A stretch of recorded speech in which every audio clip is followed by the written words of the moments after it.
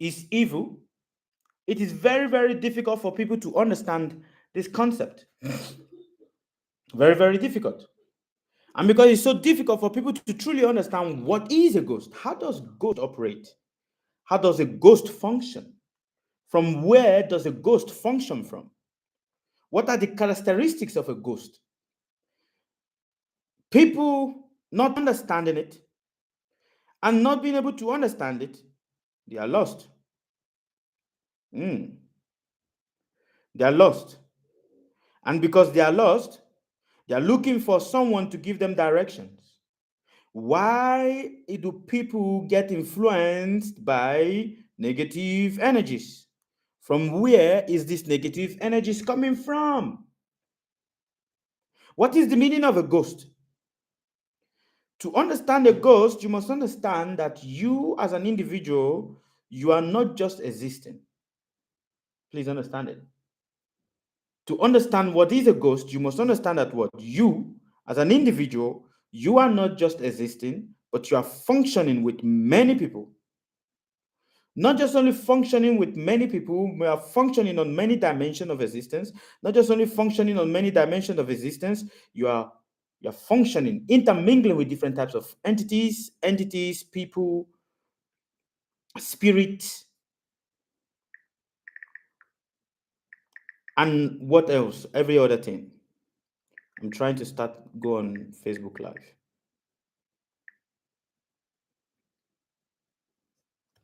And because ghost is how you were created, everything about your human functioning is all connected to this. Everything about your human functioning is all connected to ghost, spirit. And because it's all connected to ghost and spirit, you must understand why it is important for you to not run away or shy away from this divinity or this entity. Because ghost is also part of the energy of creation that functions within you. You are a ghost before you became physical. Understand it. You are a ghost before you became what? Material. There is nothing that exists on the surface of this world that was not first conceived in the form of a ghost. There's nothing. Which means when you go to bed and you are sleeping, there is a function of you that is also existing. The ghost is the spirit in you. And because the ghost is the spirit in you, it is that portion of you that you use to intermingle with different individuals. Now, in the Bible, this is the Christian Bible. This is the Christian Bible. This is the Christian Bible. So I'm going to be speaking from the Christian Bible, and I'm going to be speaking from different points in the Bible, of the Christian Bible. Why are we going to be speaking from the Christian Bible? Because it is important that people like to understand when we talk about ghost is basically the individual, but existing in a different dimension. Which means right now, wherever it is that you are listening to the sound of my voice, right now, there are other entities that is living with you at this moment, at this instant, in your room. If you are in your room, there are other entities that is in your room with you right now. If you are sleeping on your bed, there are other entities that is sleeping on the bed with you right now. If you are in whichever space that you are living right now, in whichever space that you are right now, there are entities that is sharing that space with you. And those entities are called ghosts. And you see them. A lot of people say, but how? Oh, when I see ghost means that my head gets big. A lot of people say they see ghosts when they are walking. 99% of the time, it is not true. 99% of the time, it is not true, because ghost is something different. And for you to be able to conceive it, there is a particular atmosphere. When you close your eyes and you see certain faces, you don't know these people before, but you see certain faces flashes through your eyes. What is that? Those are ghosts. When you go to a place and the moment you just put your head on the bed, you just see certain things in your eyes. You have not slept. You've not really gone into sleep. You just close your eyes. That is a ghost. You touch a person. You touch a person. The moment you just touch the person, you just see an image flash through your eyes. That is a ghost. So every day, subconsciously, consciously or unconsciously, you are intermingling with ghosts. And ghost is also mingling with you because it's also another dimension of life. It is a dimension of life. And for you to become that spiritual, to rise to the point of, okay, going divinity and everything, you need to become a ghost first. So you were once a ghost before you became what? Human. And I've given so many explanations about this, that ghost is simply nothing but the mind, the intelligence without a body. And a body, a human, is simply nothing but what? The mind, the intelligence, but with a body. If you close your eyes right now, and I say, right now, I want you to see a black horse. Oh, immediately you will create a black horse immediately. And I said, I want you to see a white horse on your left, and I want you to see a black horse on your right. Immediately, it may be a bit difficult, but instantly, after some time, you will be able to start creating this image. And now, if I say, now that you've seen these black horses, the black horse, the white horse on your right, and the black horse on your left, I want you to make them cross each other. So the white horse is going to the right, and the white horse is going to the left, and the black horse is going to the right. You will do that.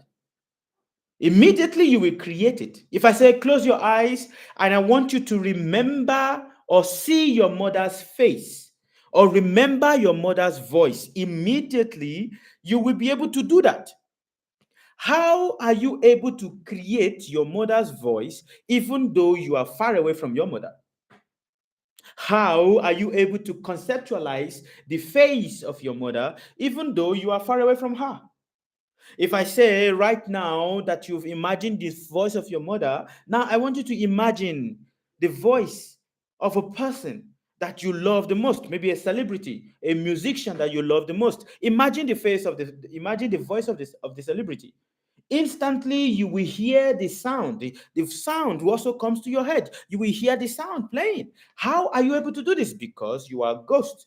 You are spirit. It is in spirit that you are able to bring to life creations. Please listen and listen attentively. It is in spirit that you're able to do what? To bring to life creations. Without spirit, you cannot create anything. Without what? Without spirit, you cannot create anything. Your creation, whatever it is you create, is influenced and it comes to existence. It is there in this space. But you lack the ability to bring it to life immediately. So that is the difference between you and those that are divine. But every other thing you create. In the Bible, let us look at the Bible.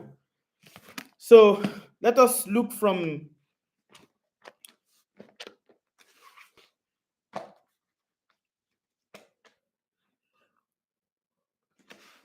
the book of Genesis.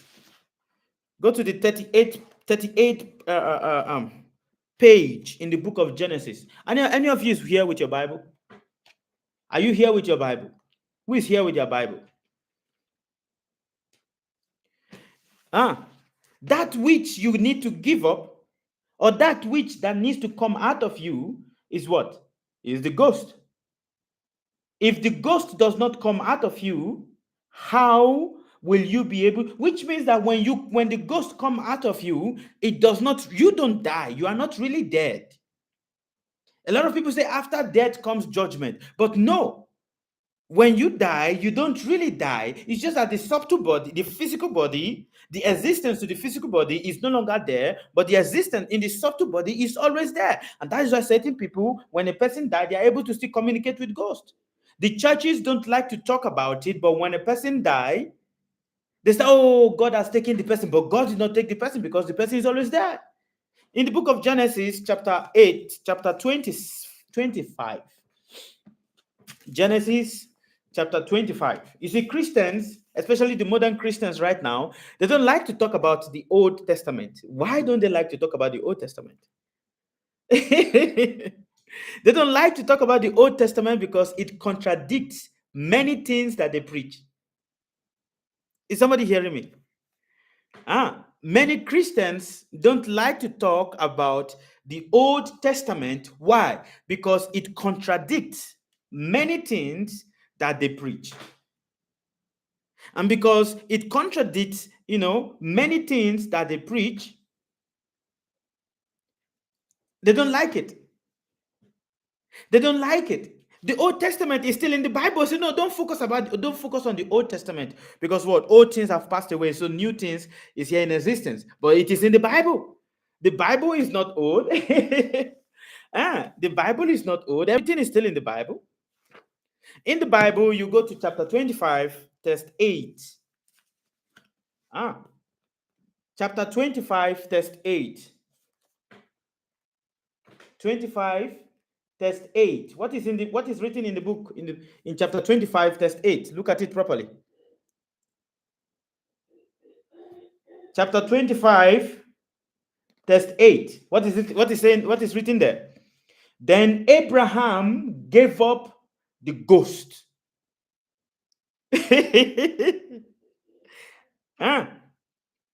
What does that mean? Then Abraham. So the ghost is something that you don't possess. It's something that you need to let go of. Then Abraham gave up the ghost. Which means what? No. Look at it properly. It's not about death and it is the death and burial of Abraham. That is a fact. But in the chapter 8, it says, but Abraham does what? Gave up the ghost. Which means that which is binding you together, that which makes you solid and supple. That which makes you see, when the ghost is in the body is flexible. The body is bendable. The body is what?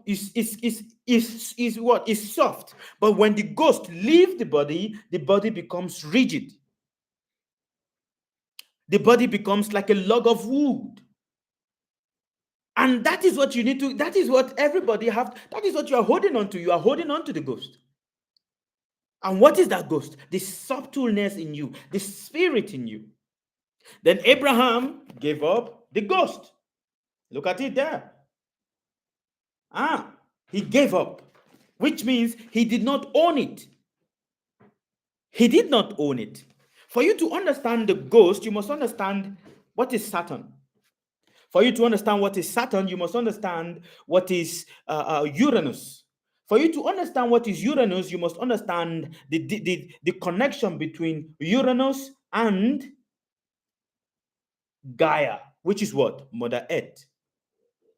Who is Mother Earth? In the beginning was the Word, and the Word. Look at it. Let us look at your book of Genesis.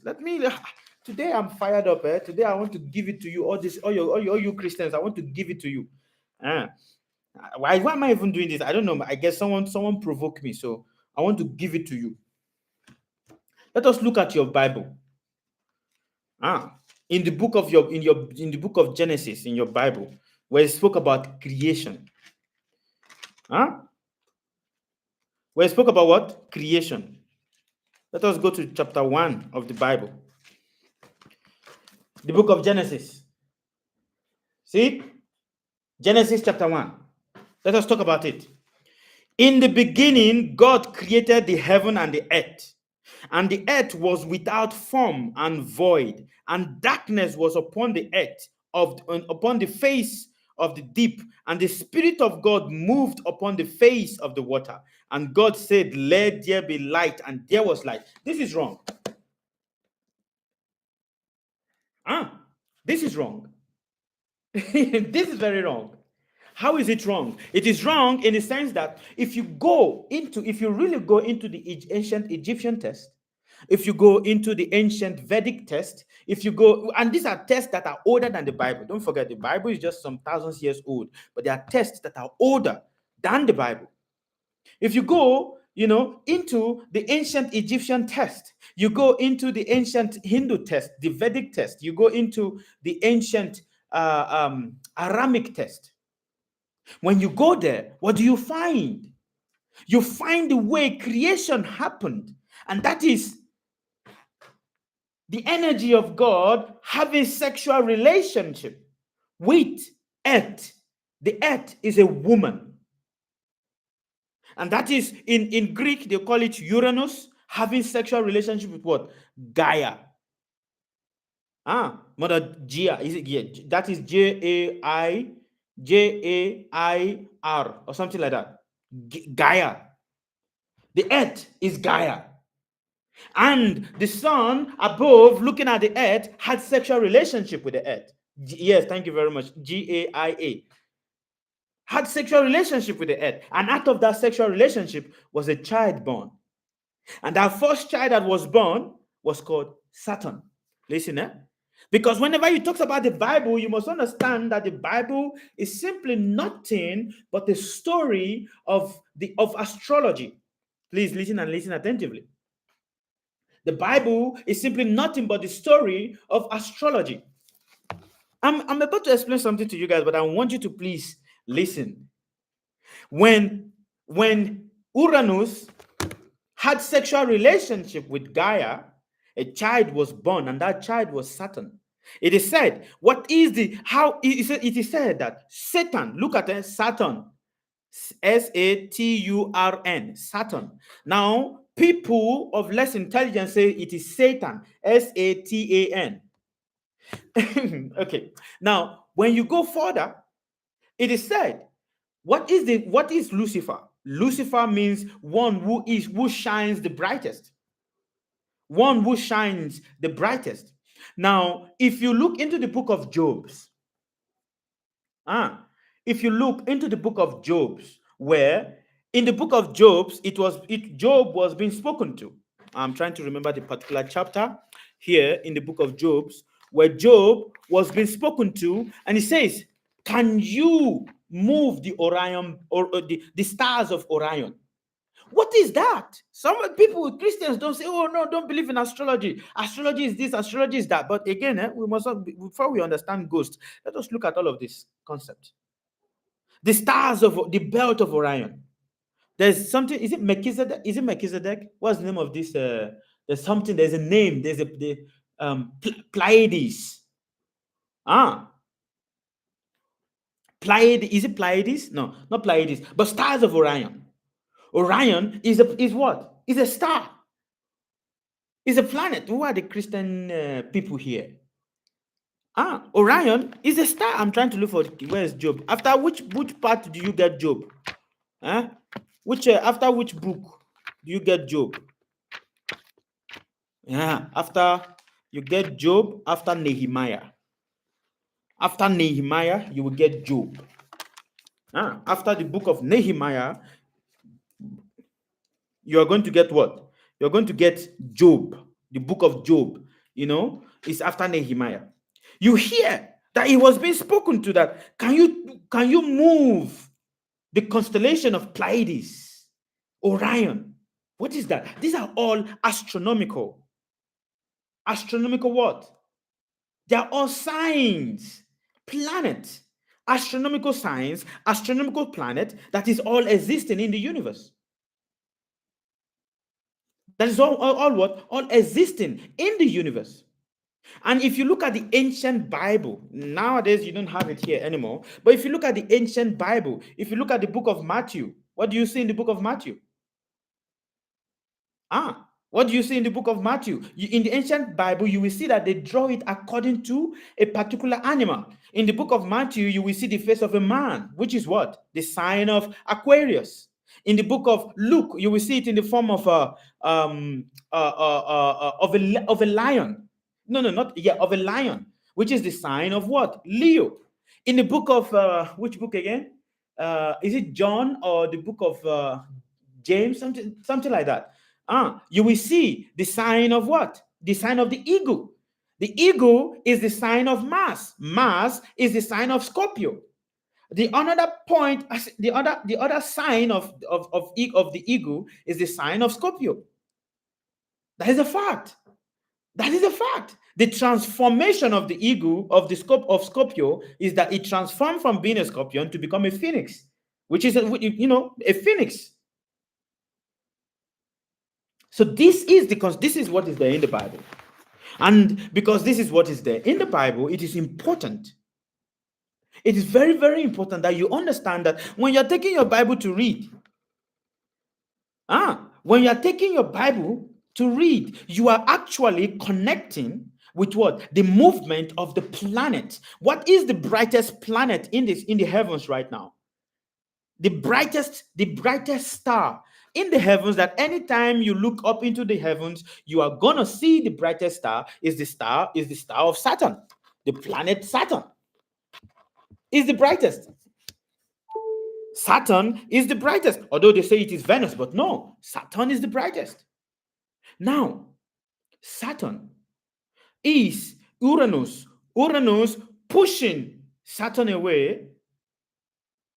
Please listen, Uranus pushing Saturn away. The children that were born pushing Saturn away. It says that what? The Saturn was what? Was chased down to earth, was pushed down. Now, being pushed down means what? His knowledge, what he stands for, what he is trying to teach, what he's trying to impart was rebuked. And then there was a situation whereby there is autocracy of gods and different planets fighting each other. And then it is said, at the time, if in the Bible it says, at when do we know that you are returning back, oh master? It says, you will see me at the door of the man that is holding the pitcher. The door of the man that is holding the pitcher is basically what? The sign of Aquarius. In the year of Aquarius will Saturn come back, which is the original divinity, by the way.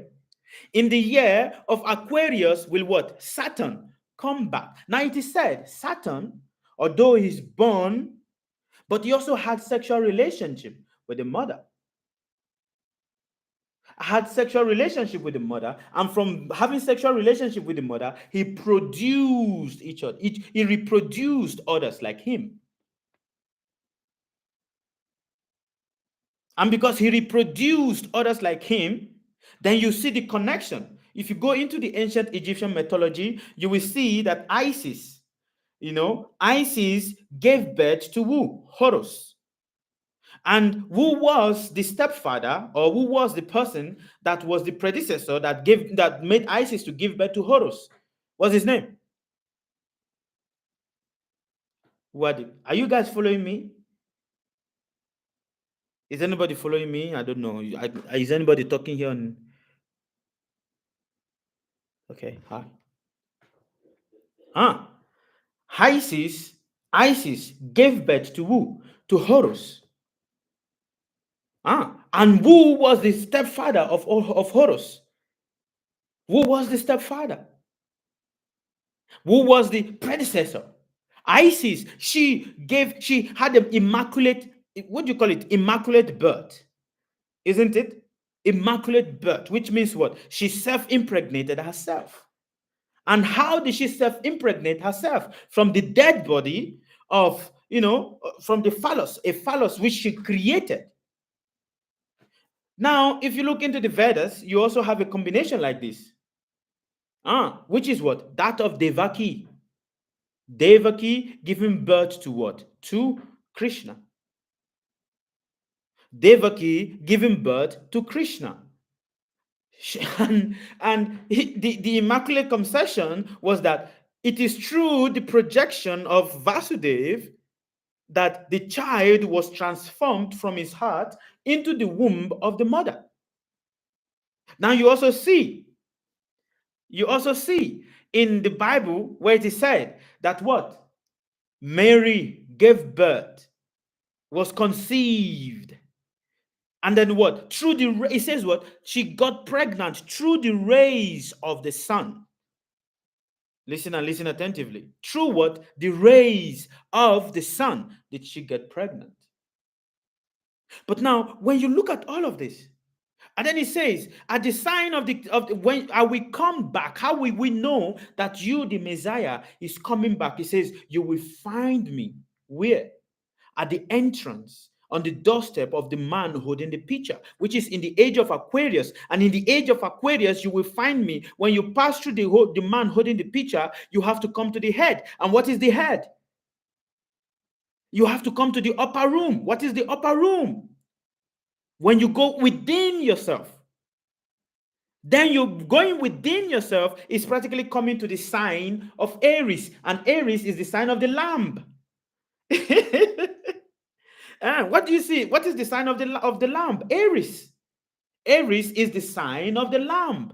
And the age of Aquarius started since 2010. Please listen at it attentively. The age of Aquarius started when? Since 2000, and 10.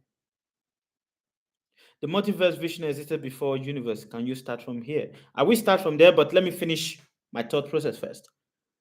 The age of Aquarius started when? Since 2010. And meaning what? Since the beginning of the age of Aquarius. And what is the age of Aquarius? It is the beginning when men will start going within themselves to find the truth.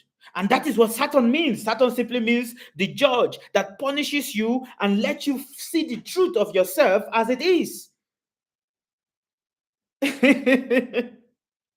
Are you understanding me, my brothers, my sister?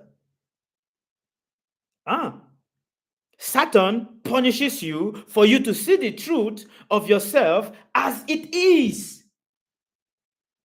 Because Saturn was pushed away and so many gods were being worshipped.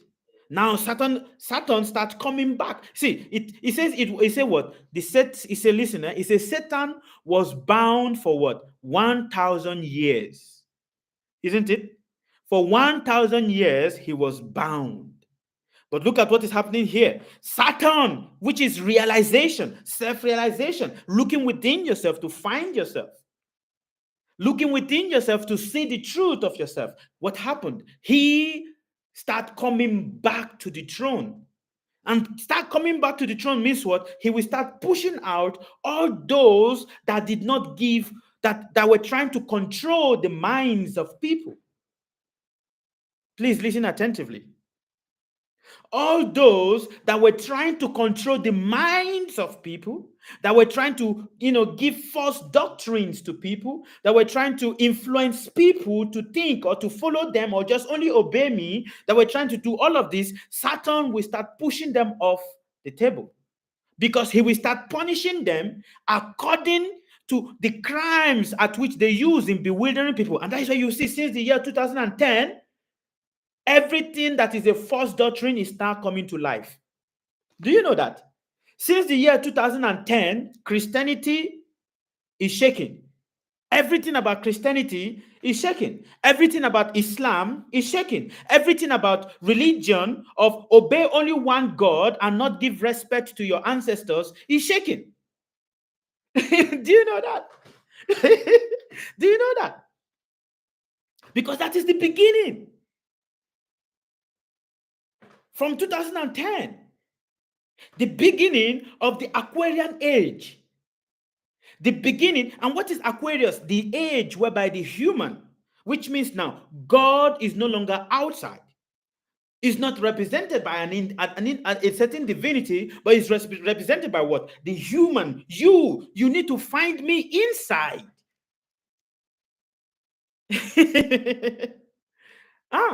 You need to find me inside. Do not let anybody to bewilder you or to put fear upon you and tell you that this is how you're going to find me, but you need to find me within yourself. For I am within yourself. I am the breath. I am your ancestors. I am the forefathers.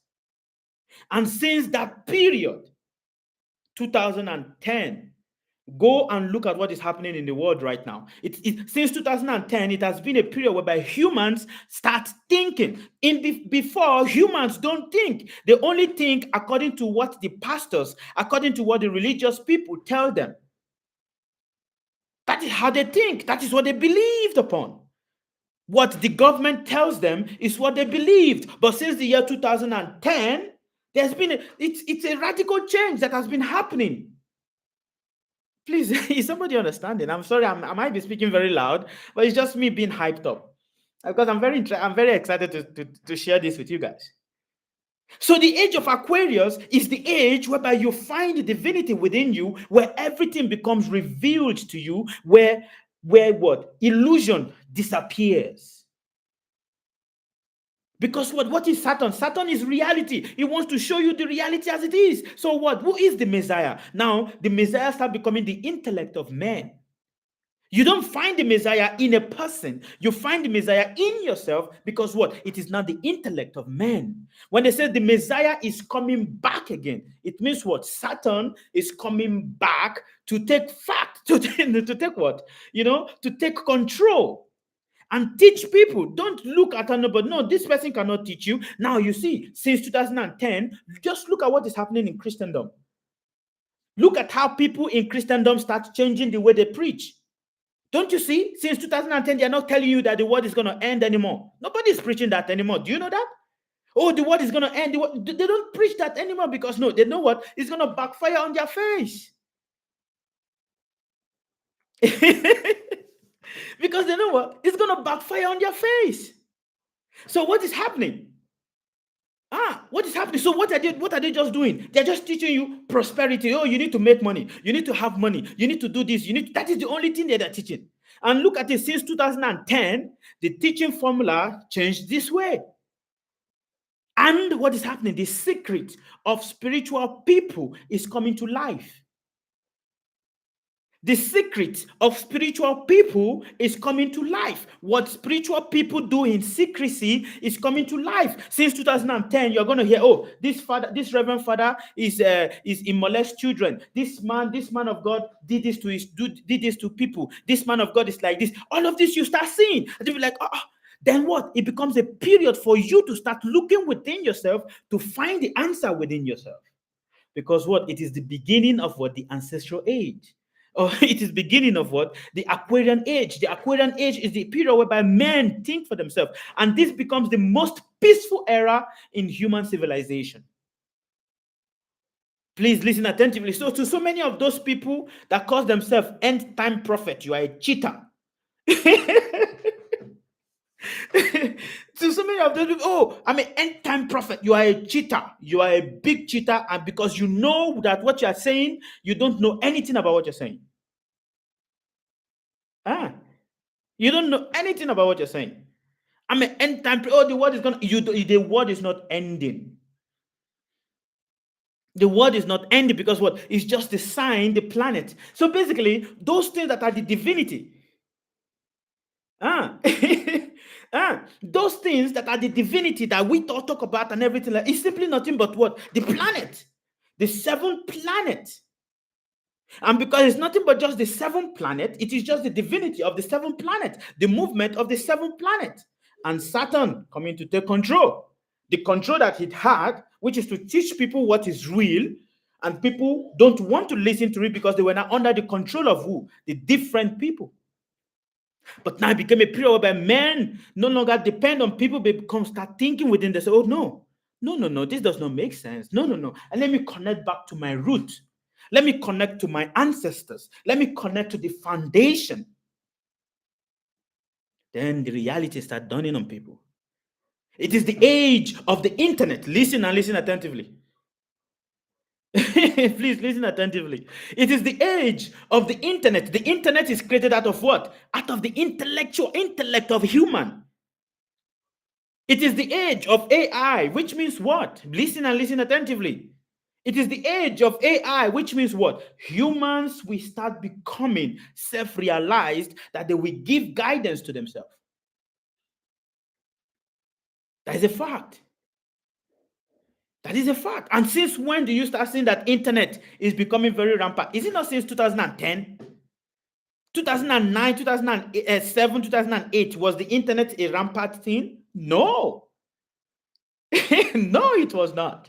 But since 2010, there is the cosmic celestial change in the whole world. Because what? It is the period whereby Saturn starts waking up. and start giving consciousness to people. Are you understanding me? It is the period whereby Satan starts waking up and start giving consciousness to people and start, no, why are you doing this? No, this is what is happening. Look at, start opening the eyes of people. But unfortunately, a lot of people's eye is still blind, but it will take them some time.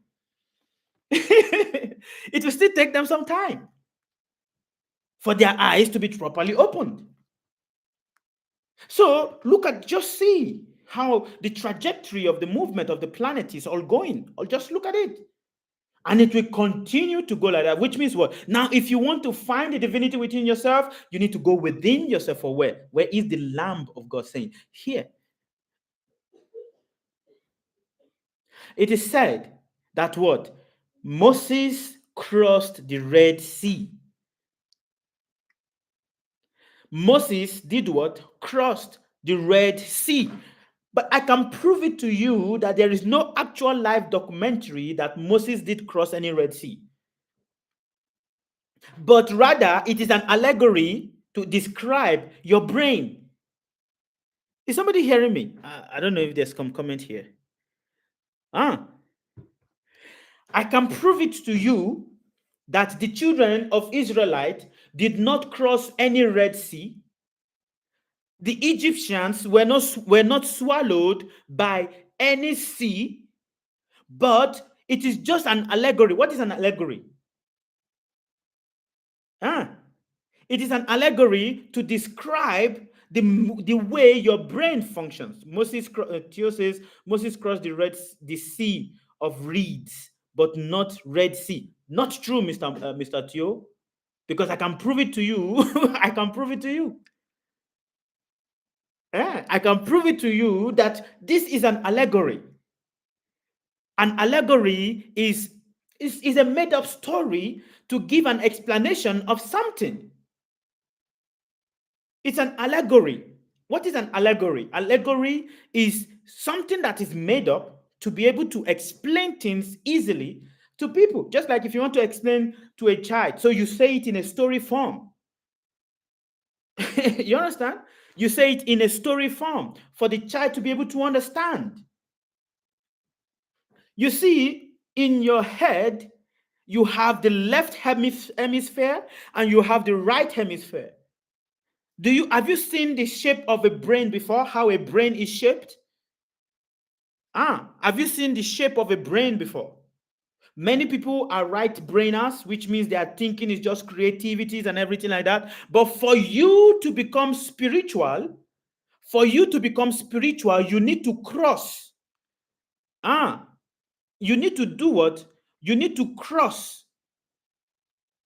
You need to cross from the right hemisphere of your brain to the left hemisphere of your brain.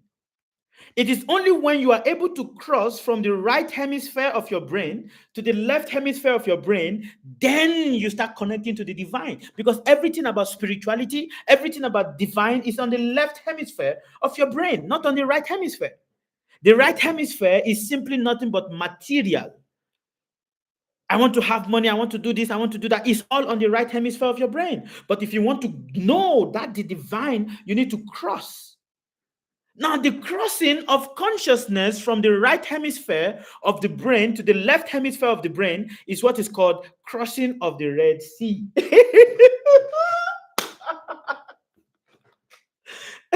Is somebody understanding me? When the consciousness, which is the ego,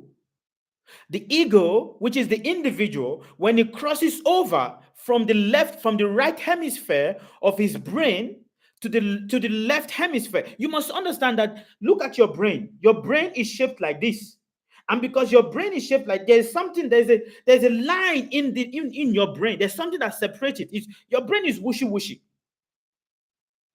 isn't it? If you look at the human brain, it's just soft, wishy. That's it. But there is something that is there. Are you understanding? There is something that is there, which is what the ego has to cross over. When the ego crosses over from the left hemisphere, from the right hemisphere to the right hemisphere, is what you said. It crosses over the Red Sea. And what is the Red Sea? The Red Sea is the depth of your mind. The sea is what? The depth of your mind. When the ego, when you, the consciousness, can travel from the depth of your mind, the sea of your mind, to arrive at the left side of your brain, whereby you can now connect to the divine.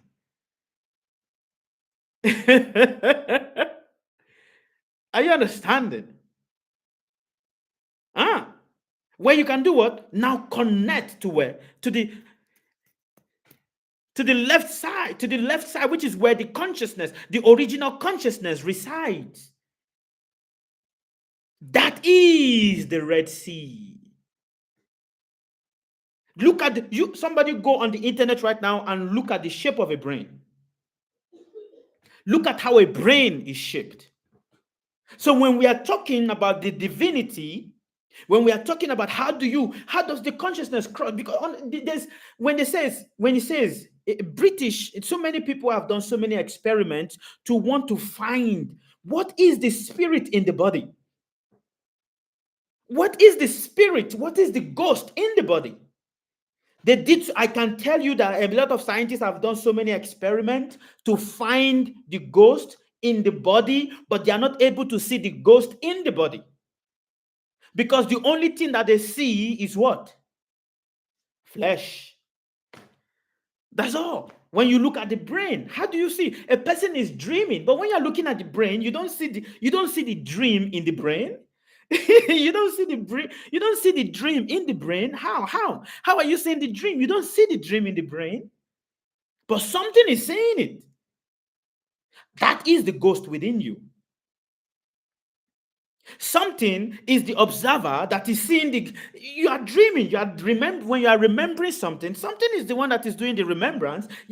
When you put a machine on the brain, you don't see it. What the machine only does is just calculate in numbers. Just give hieroglyphics. Is it hieroglyphics? Or what's this called? That's kind of like line stuff like that. That's the only thing you see. That's all. That's all the machine does. But does the machine see your dream? It doesn't see your dream. But who is it that is inside the body that is dreaming? That which is inside the body that is dreaming is what makes the body soft. And the moment that which is inside the body leaves the body becomes rigid and strong, and it becomes, you can't bend it, because it just becomes just rigid like that. And that is the ghost. That is the consciousness. That is the consciousness. And that is what does not go. It doesn't go anywhere. And a lot of people try to catch the ghost. You must understand, a ghost cannot be seen with physical eye, but a ghost is connected to electricity. A ghost is connected to what? Electricity. For you to be able to perceive and see the reflection of my image right now, it is because of what? Electricity. Electricity is the catcher of ghost.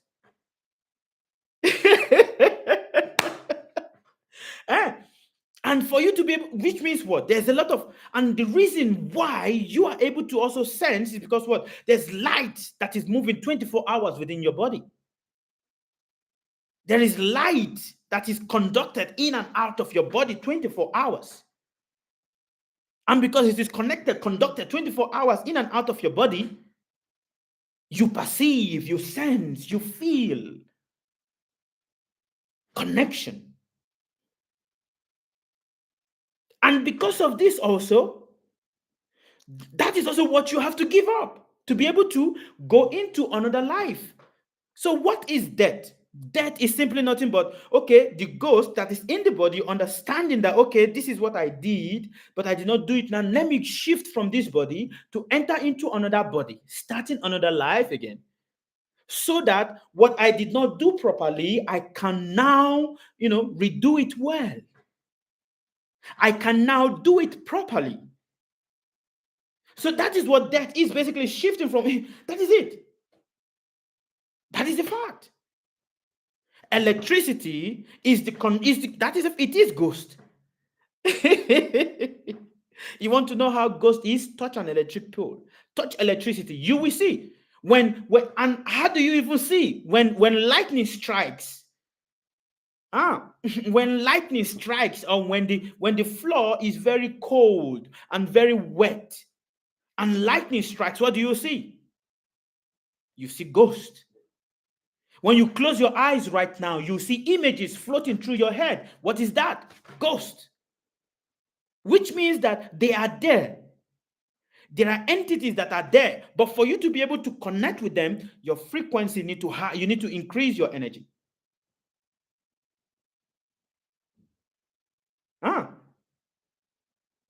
Do you understand?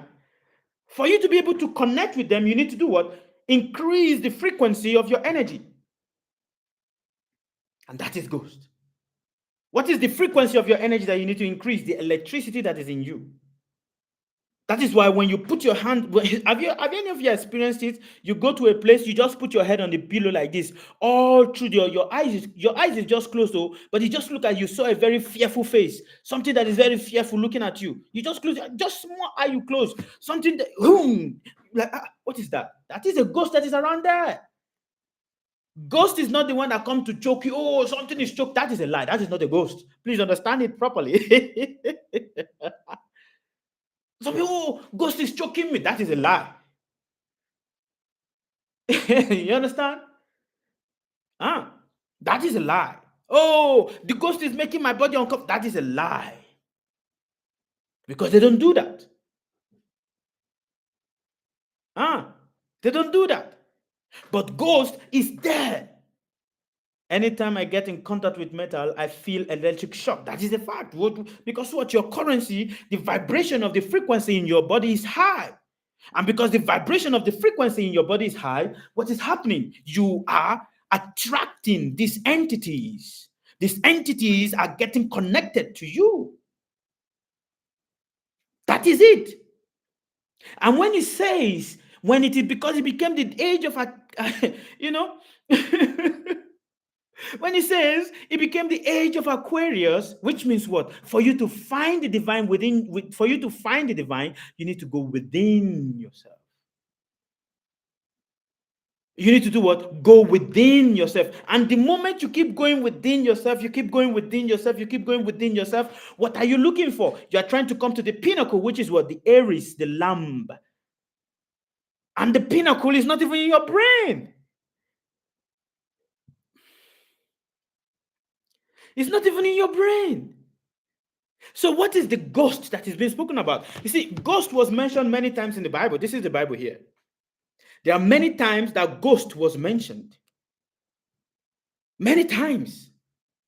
Ghost was mentioned multiple times in the Bible. Many, many, many, many, many times. One is in the book of Genesis. And Abraham gave up the ghost. The second part is where? Which book is that? Let us look at the book of, just a minute.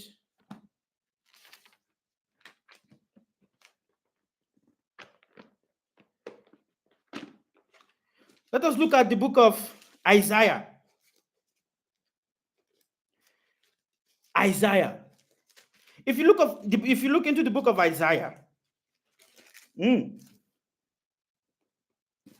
book of Jeremiah. If you look into the book of Jeremiah, which means for you to conceive anything to life, it is always in the form of a ghost first. An idea. An idea is a ghost. Please understand it. An idea, whatever idea. So the form of God, that thing that is called God, is an idea that is given to you. It's not a real entity. It's an idea. But the problem with the human nature is that the human mind is so vast. The human mind is so vast that sometimes whatever idea it have, it becomes so obsessed with that idea. That is the human mind.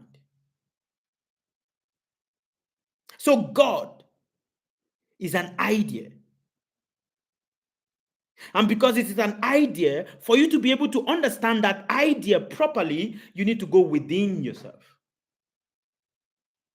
It is by going within yourself that you come to understand that idea, what that idea simply means, what that idea is about. You don't get clarity of that idea outside of yourself. Impossible. You don't get the clarity of that idea outside of yourself. So then he says in the book of Jeremiah, he says, then the Lord said, behold, there's a place where he says, I know you before you were born. Before I formed thee in the belly, I knew thee. What is that? That is a ghost. Before you were formed in your belly, you knew, someone knows you.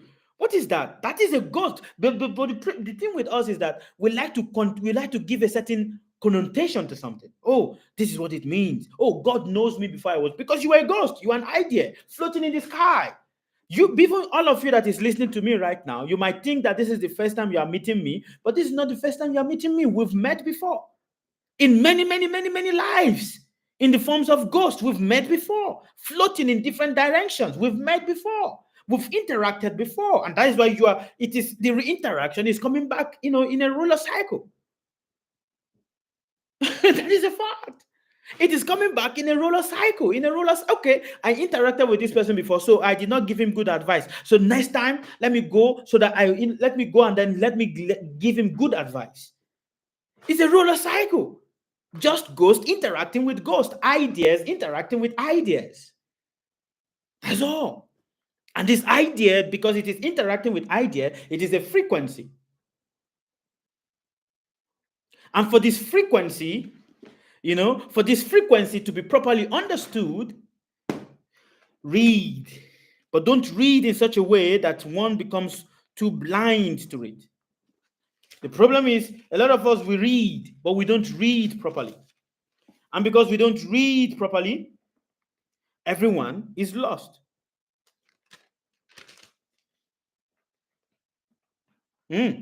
Everyone is what? Everyone is lost.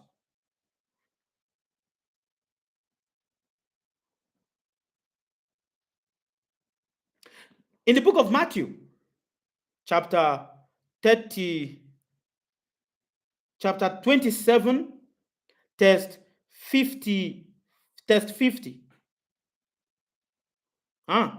In the book of Matthew, chapter what? 27, test 50. What did he say? And Jesus, when he had cried again with a loud voice, yielded up the ghost. What is it about the ghost that needs to be given up? Is somebody hearing me? Your book of Matthew, chapter 27, verse 50. Jesus gave up the ghost. Now somebody say Jesus died. He didn't die. He didn't die. Because can you kill that which cannot be killed? Impossible. Impossible. You just the essence that is within the body have to leave the body. That which is the essence that is in the body have to leave the body. Again, in the book of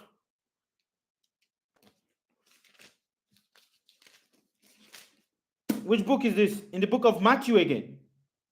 In the book of Matthew, what did he say? In the book of Matthew, even when Jesus was doing his miracles, when he was doing his miracles, what did they say? They criticized him. Oh, you are using the power of the devil. You are using the power of the devil to heal people. And what did he say?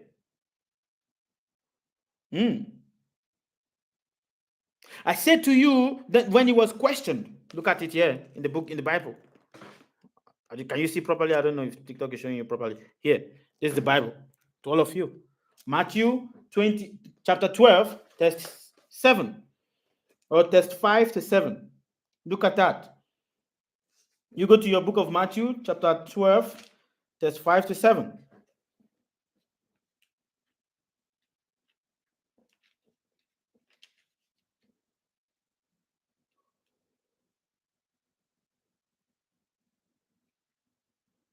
Then the Pharisees were chastising him. They were chastising and saying to him that he is healing with the power of the devil. You are healing people with the power of the devil. The Pharisee says. And what did he say to them? What did he say? He said to them,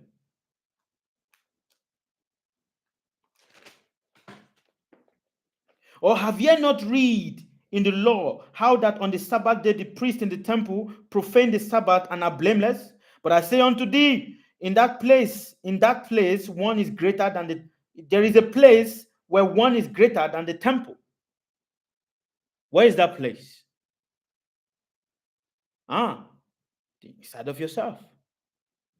The problem with humans is that religion have so corrupted the minds of people that people don't know that it is everything about the divine is within themselves.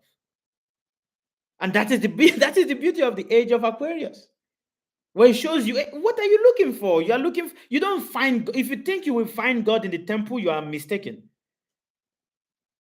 If you think you will find God in the temple, you are mistaken. If you think you will find God in the church, you are mistaken. If you think you will only find God in the mosque, you are mistaken. You will not find him there. He is not there. He is not there. Because that is just a replica. It's just a place. What will you find it? Let me tell you what you're going to find in the temple. You will find cheats. That is what you will find in the temple. You will find the most duplicitous people in the temple. What are you going to find in the church? You will find cheaters, humanizers, duplicitous people. That is what you are going to find in the church. What are you going to find in the mosque? You will find cheaters, beggars, people looking for people to take advantage of. That is what you're going to find. So you don't find God there. You don't find the divine there. The divine is not there. The divine is within you. And to anyone that says to you, oh, it is only when you come to the house of God that you can be blessed. Where is that house of God? You are a moving house of God. You are a moving house of God. Because what you are spiritual.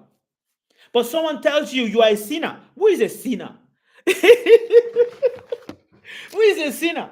Oh, you know what? God is not with you because you are a sinner. You've committed so many sins. Who is a sinner? What is the definition of a sin?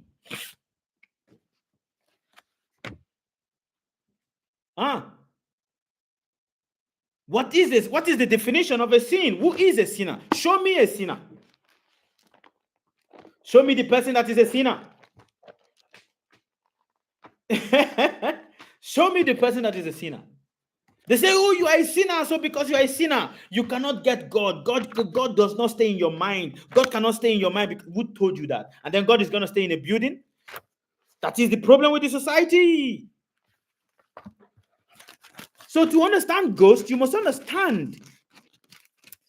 You must understand who you are. You are a ghost. You are a ghost. A ghost with a body. And for you to be able to see other entities, other ghosts that are also functioning around you, you need to be able to tune into their frequency. When the ghost is leaving the body, do you know that you can use electricity to bring back the consciousness into the body? I said something ago, and someone wrote a comment and says, how is electricity a ghost? Electricity is the frequency that helps you to see ghosts. Electricity is also what can bring your ghost not to leave your body. Do you know that? Electricity. Do you know that? Electricity. Ah, electricity. When a man is entering into a septic shock, is in the hospital and is shocked, the consciousness is leaving the body. What do? You put what's this defibrillator? What is a defibrillator? What is a defibrillator? Ah, what is the use of a defibrillator? What is the use of a defibrillator? Huh? A defibrillator is used to do what? To shock the body. Which is what? To send the electricity back into the consciousness and pump the consciousness back. You must understand this. And electricity is also what? Fire. It is the power of the sun transformed. Light is the power of the sun transformed. Your consciousness is the power of the sun transformed, which means what? Fire is inside of you. Electricity is inside of you. That is why if I set fire on your body, it is going to burn. Do you understand? If I set fire, if I set fire on your body, it is going to burn. Why? Because the fire is inside of you. No matter how old a wood is, no matter how dry a wood is, even if the wood is wet, if you set it on fire, it will burn. Why? Because the energy of fire is in the wood.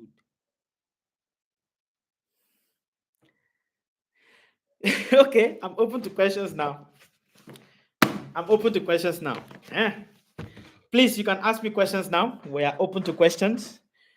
All questions is open now. Kindly ask us your question. We'll be happy to attend to them. I'm open to questions now. I'm very pumped up, but it's okay. I am open to questions now. And also, don't just keep listening, keep tapping on your screen, share. Don't just listen. If you are just listening and you're not tapping on your screen, you're not sharing, you're not liking, that is very bad of you, That is bad of you.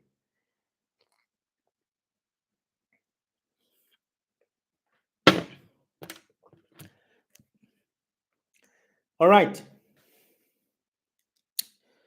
I'm open to questions now. Kindly ask me your questions and send your request to talk to me directly. I would like to talk to you. But don't ask me questions like, oh, will I have money? Will I have this? Will I have that? I'm not up for that now. But I'm open to questions and all. So please ask me questions and I'll be happy to talk to you. All right. And don't forget, send a gift. If you're happy, send a gift. If you're not sending a gift, well, your consciousness is looking at you. Your consciousness is looking at you. Give us tips. Messi Ronaldo says, give us tips how to cross over the Red Sea to the left hemisphere. Well, this requires some exercise. The only way, and this is what I've been teaching actually, breathing. How to have, when you understand the breath within you, it is only through the breath that is in you is the boat at which you can use to cross from the right hemisphere to the left hemisphere of your consciousness, of your brain, your breath. When you don't know how to utilize your breath, because your breath is that which carries the consciousness around the sea of your body. So your consciousness is simply floating in the sea of your mind. Your mind is a big sea, and your consciousness is floating in the sea of your mind.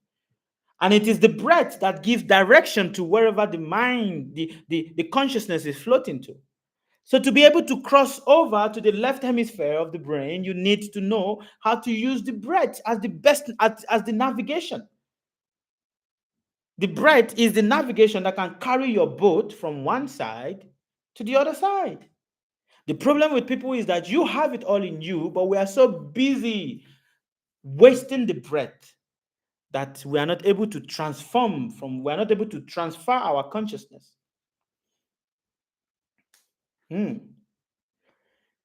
All right. Okay. How can one raise your vibration? By learning to breathe. By learning to breathe. Baba, are witches working with ghosts? No. No. A witch is a person that knows how to manipulate the universal energy, because the universal energy can only, what is also the universal? Every element of the universe has air in them. So when you know how to manipulate air, you can manipulate the universal energy. For you to be able to create anything, to bring anything to life, you must know how to breathe. A certain breath is connected to that. When you don't, when you don't know about all of this, it becomes different. What are the modes of material nature? This is a very passion, ignorance, and goodness. Those are the three modes of material nature. Ah, all right. Any questions? I am not seeing, I'm just reading the questions that are coming in front of me right now. All right. I'm just, looking at the questions that are coming in front of me right now, and I'm attending to those ones. But also, I would like to talk to you. You can send a request. It would be nice to talk to all of you. When you send a request and you talk, I'm more able to talk more. And don't forget to send gifts, stingy people.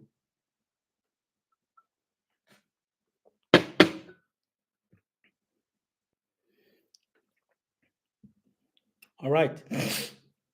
What are the questions? What are the questions?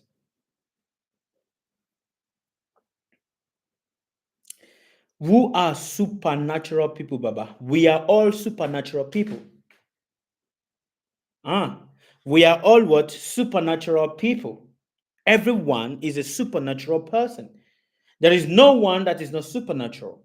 The problem is we are so focused on the right hemisphere of the brain. We are so focused on navigating only the right side of the ocean of our mind that we don't cross over to the left side.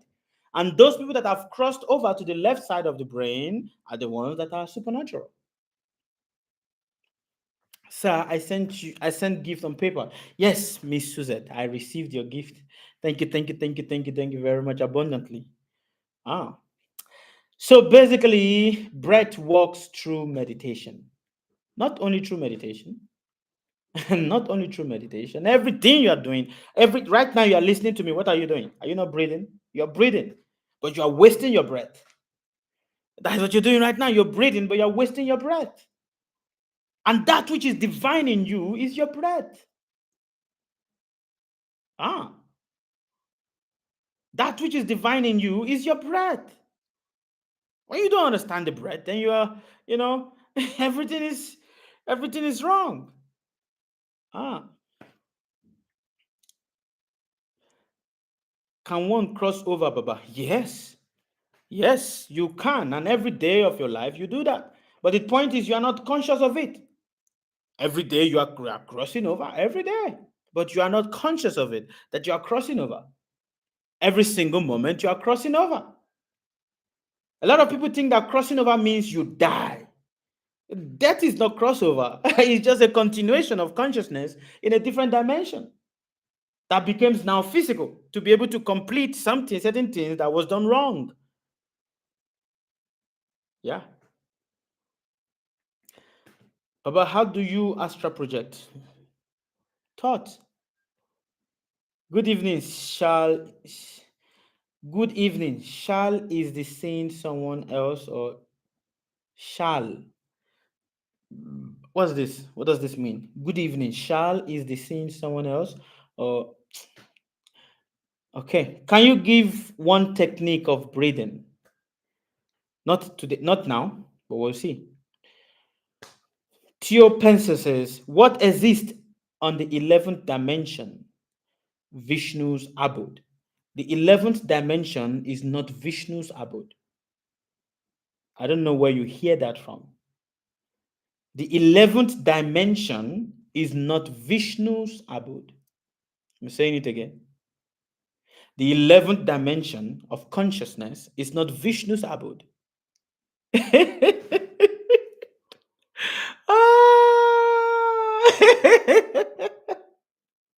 The 11th dimension is not Vishnu's abode. Vishnu's abode is not even on the 11th dimension. Eh?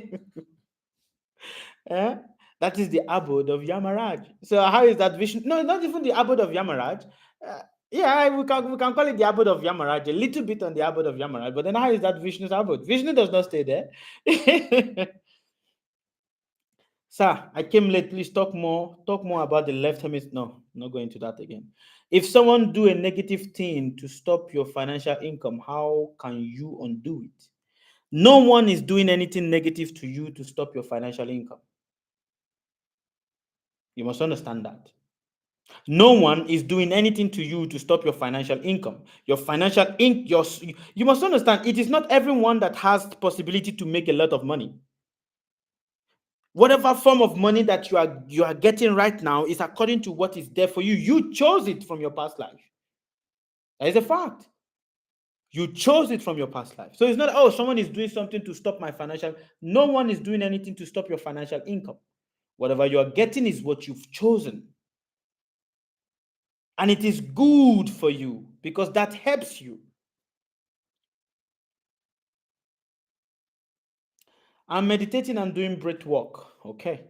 Do you have Messi Ronald? Do you have a YouTube channel with teachings and breath work? No, I've not started doing that. I have a YouTube channel, but I've not started putting breath, how to breathe, and all of that. Okay. What to do if someone do negative thing? Okay, I think that's another question. I want you to talk about Vishnu's abode. You are the one doing everything to yourself. Yes. Bless good evening. Someone told me I learned someone. All right. Please, someone send a request and then we can talk properly. Any question here on Facebook? I'm not seeing any question on Facebook. So, is there any question on YouTube? I'm not seeing any question on YouTube also. Okay. Any question?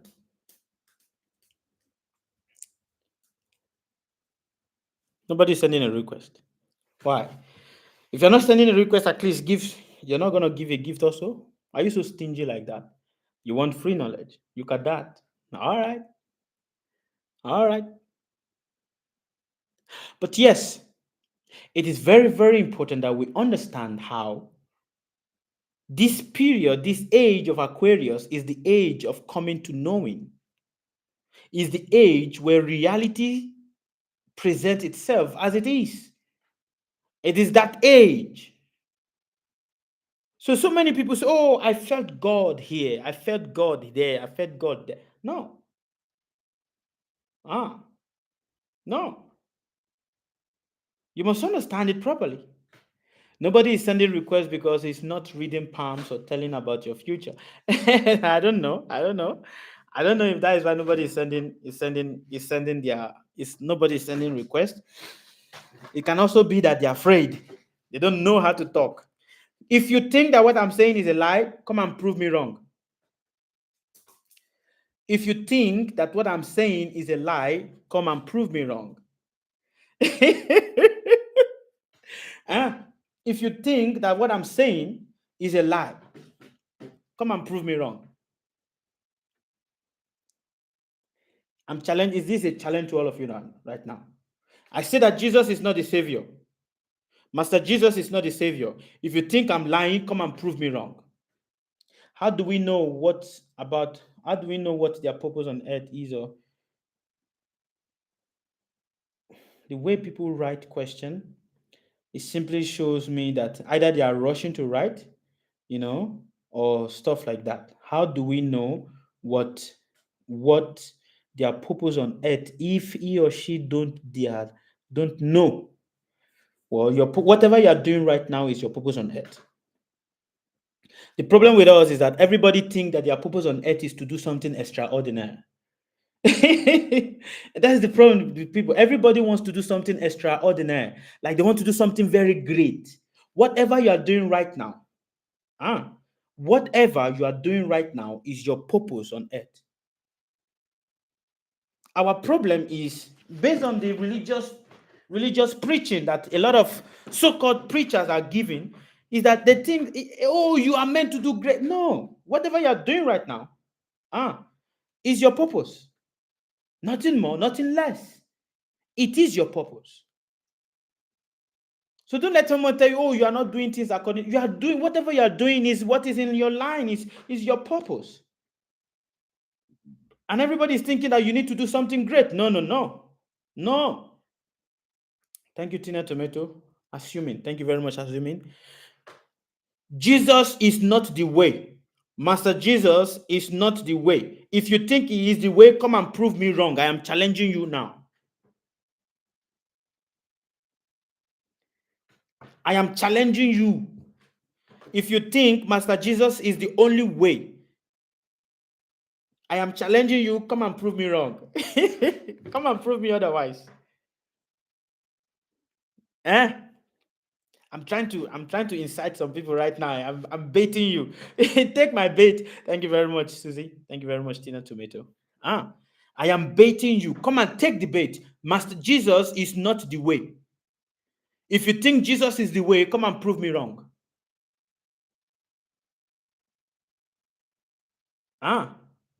Sweet lady, Baba, what you said about closing your eyes and you will see flashing faces. That is a fact. What you just saw there is a ghost. You've just interacted with the ghost that is in the atmosphere, in the environment.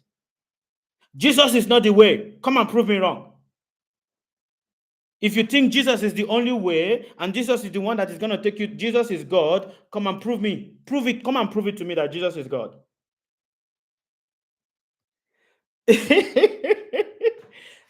Come and prove it to me that Jesus is God.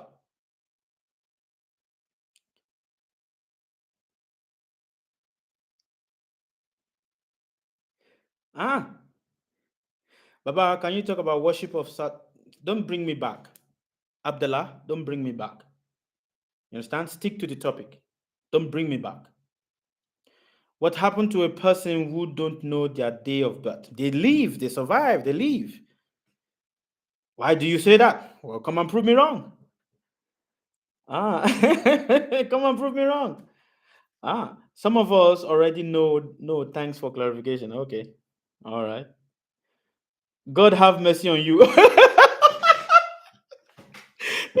God have mercy on me. Come and prove me wrong. I'm saying to you that Jesus is not the way to God. Jesus is not the way to God. Jesus is not God. Jesus did not say he is God. Jesus is not the way to God. If you say he is the way to God, come and prove me wrong. Come and prove that what I'm saying is wrong. Come on the internet. Come here right now. I'm challenging you. Come with your Bible. I have the Bible here also. Come with your Bible and come and prove me wrong. Somebody's gonna say this boy is calling, he's bringing. If you're a pastor here, I'm challenging you. Come and prove me wrong that Jesus is the only way. Come and prove me wrong. It's true. It's an example people interpreted. It's wrong. Christ consciousness. Nobody goes to God before Jesus Christ. Come and prove me where. Where is it said that no one goes to God before Jesus? Come and prove it. If you are saying Leo, who is the name? Well, Leo, something. Come and prove it. Come and prove it.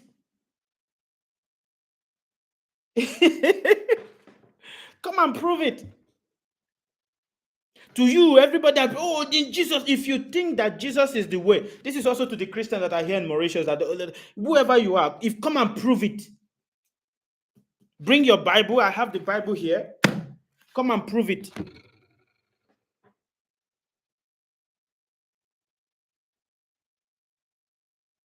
You have to write the topic behind you to attract the viewers. Okay, all right, Mr. Tio, I will see. Who is Jesus then? That way, what way is Jesus then? No, it's a question to you. Jesus said, if you see me, you see God, the Father. If you see your son, also you also see the Father. Isn't it? that is a very common thing. If you want to know if you see your son, you don't see your father, you don't see the father of the child. Huh? If you see your son, you don't see the father of the child.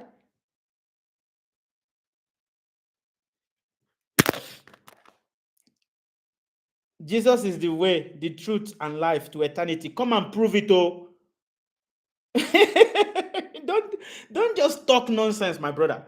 If I don't know if it's a man or it's a woman I'm talking to, but come and prove it. I am challenging you. Hey, Charlie, should I put money on it? Come and prove it. Oh my God. Come and prove it now.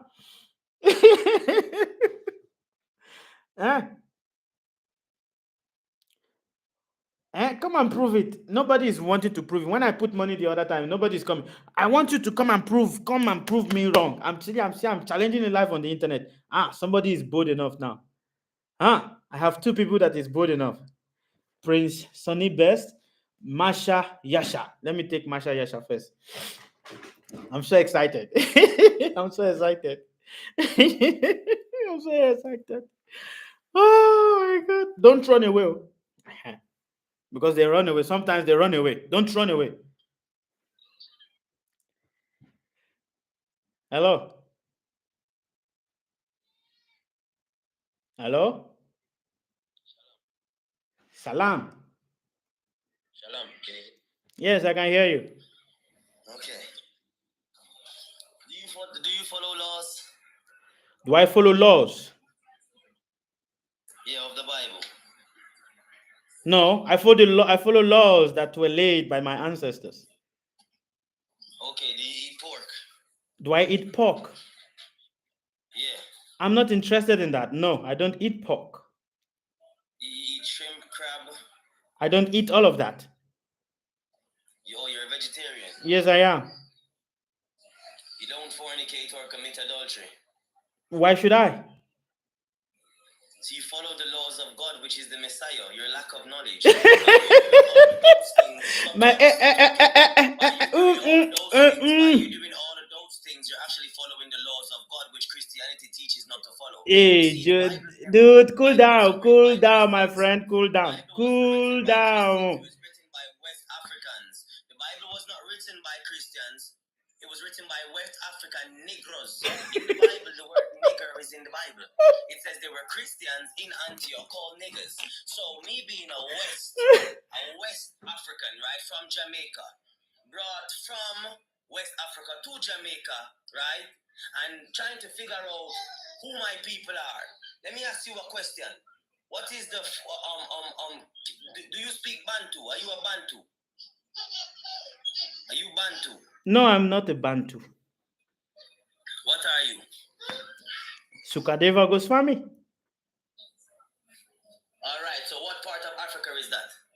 How is that relevant? Just answer the question, you'll see right after. Nigeria? Nigeria, so you're a Bantu. So Nigerians are the people of Judah or Yahawada. That's who they are. The people of Nigeria, nigger area. So you're a nigger. That's what you are, a nigger. But you see that word nigger, nothing's wrong with it. See, when you let me up on your live, you thought you let up a fool, but you let up one of the masters on TikTok. And I'm talking about master demon killers. I kill demons for fun. I don't call the Messiah Jesus neither. That's not his name. His name is Yahweh Shai. We are the children of Yashar Allah, who you call the children of Israel. Now, with that being said, how can I prove this? How can a man, who is from Jamaica, prove to you that lives in Africa that I know more about Africa than you, and I have never been there? How can I do this? Let me show you. You see your language, the Bantu language. There is 600 subgroup of Bantu, 600 subgroup peoples, 600 of y'all. All of y'all speak different languages. Every one of y'all. So how is all of y'all the same people, but speaking different languages? Don't make no sense, does it? Unless it does make sense, because y'all were also infected by the Tower of Babel. You know, the same Bible you just lift up in your hand laughing. You've been following that book without even knowing you're following that book. Talking about you following the ancestors. Before we had the book, we had the word. That's the reason why you living in Africa are following the word. You know, it's a living thing. But you're following what's in the book, my boy. Now, for me to prove to you that I know more about Africa and more about your language than you, right? Your language is actually how to get out of the matrix. Did you know? Your language, which is my language, that's how you get out of the matrix. Did you know? Did you know that the Abagada Bantu language, because many of y'all leave letters out, but many of y'all keep letters in. Did you know that every single letter teaches you how to come out of the matrix? Did you know? I don't think you did. So when you're over here laughing off your face and skinning your teeth like you're a damn idiot, right? With the Bible in your hand talking about prove this and prove that, you need to know who you are. You need to know who you are. And the law is the Messiah. So yes, the law is the way. Because these Christians out here ain't teaching you that. The Messiah is the walking embodiment of the law. You're not talking to an idiot. Don't think you putting your hand on your jaw makes you some fucking smart ass. It doesn't. That's my father shutting your mouth so I can talk, so you can learn for once in your damn life. Having earrings all in your ears. You know what earring represents, you idiot? Slavery. You're a Bantu. That makes you a child of Yasharala. Makes you a child of what they call Israel. That's not even our real name, but that's what they would call us. That earring in your ears represents you being a damn slave. Take it the fuck out. What's wrong with you? Wake up and stop talking your trash. Those scriptures are our scriptures. We wrote the scriptures. Niggas did. No Caucasian ever wrote nothing coming out of a fucking cave. Are you stupid? Are you mad? What world are you in? Because I'm in the real one. And this is the time of revelation. What people call the time of Aquarius. I am a God according to the Bible. Are you done? And God is not the father of humans. Are you done? Are you done? You asked me to prove to you that the Messiah is the way. What you are doing, what you were doing is just making noise and just using words to confuse yourself, but you never made any point. Are you done? Are you done? Are you done? My father said 95% of us good niggas, but I'm in the 5% that ain't good, my nigga. I'm the father's wrath. I'm not here to laugh with you. You can say I shout out all you fucking want. The truth is the truth, whether it comes harsh or whether it comes in a soft ass fucking voice. And the Bible says no effeminate men are gonna make it into the kingdom of heaven. So you can be effeminate and bitchy all you want and talk all that shit. But guess what? The Bible says they come with words. Are you done talking nonsense, my brother? The Bible said they come with words smooth like oil, but yet they had war in their heart. So you can speak and laugh like a little bitch that you are. But I'm not playing your game. Yeah, that. Giggle from now till that kingdom come. It's not funny to me. Are you done? Are you done shouting but not making any sense? Yeah, I can shout and I can make as much sense. Are you done? Are you ready to have an intellectual discussion? Talking against the Messiah, dumbass. Are you? To save your dumbass. You're fucking dumbass. Are you saving anybody in Nigeria, fuckface? I wish I could slap the black off you. Are you saving any of your people in Nigeria? Are you saving any of your people in Congo? Are you done? Any of the Ashanti people, which is the Jamaicans today? Are you done? That's where we Jamaicans came from. Are you saving any of the Akan? Are you saving any of the Igbo, the Ibibio? Are you saving any of them?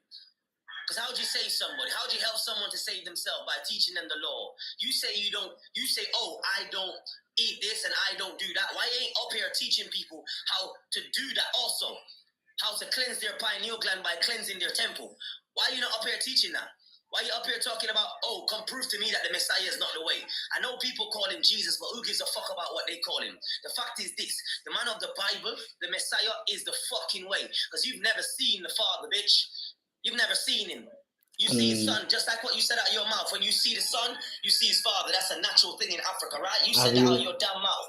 So with that being said, when you see the son, when you talk about the son, have some manners out of your mouth. Yeah, that's my big brother, King of Kings. Don't get it twisted. Know what you're doing. I'm telling you to know what you're doing. Your giggling won't last for too long, my nigga.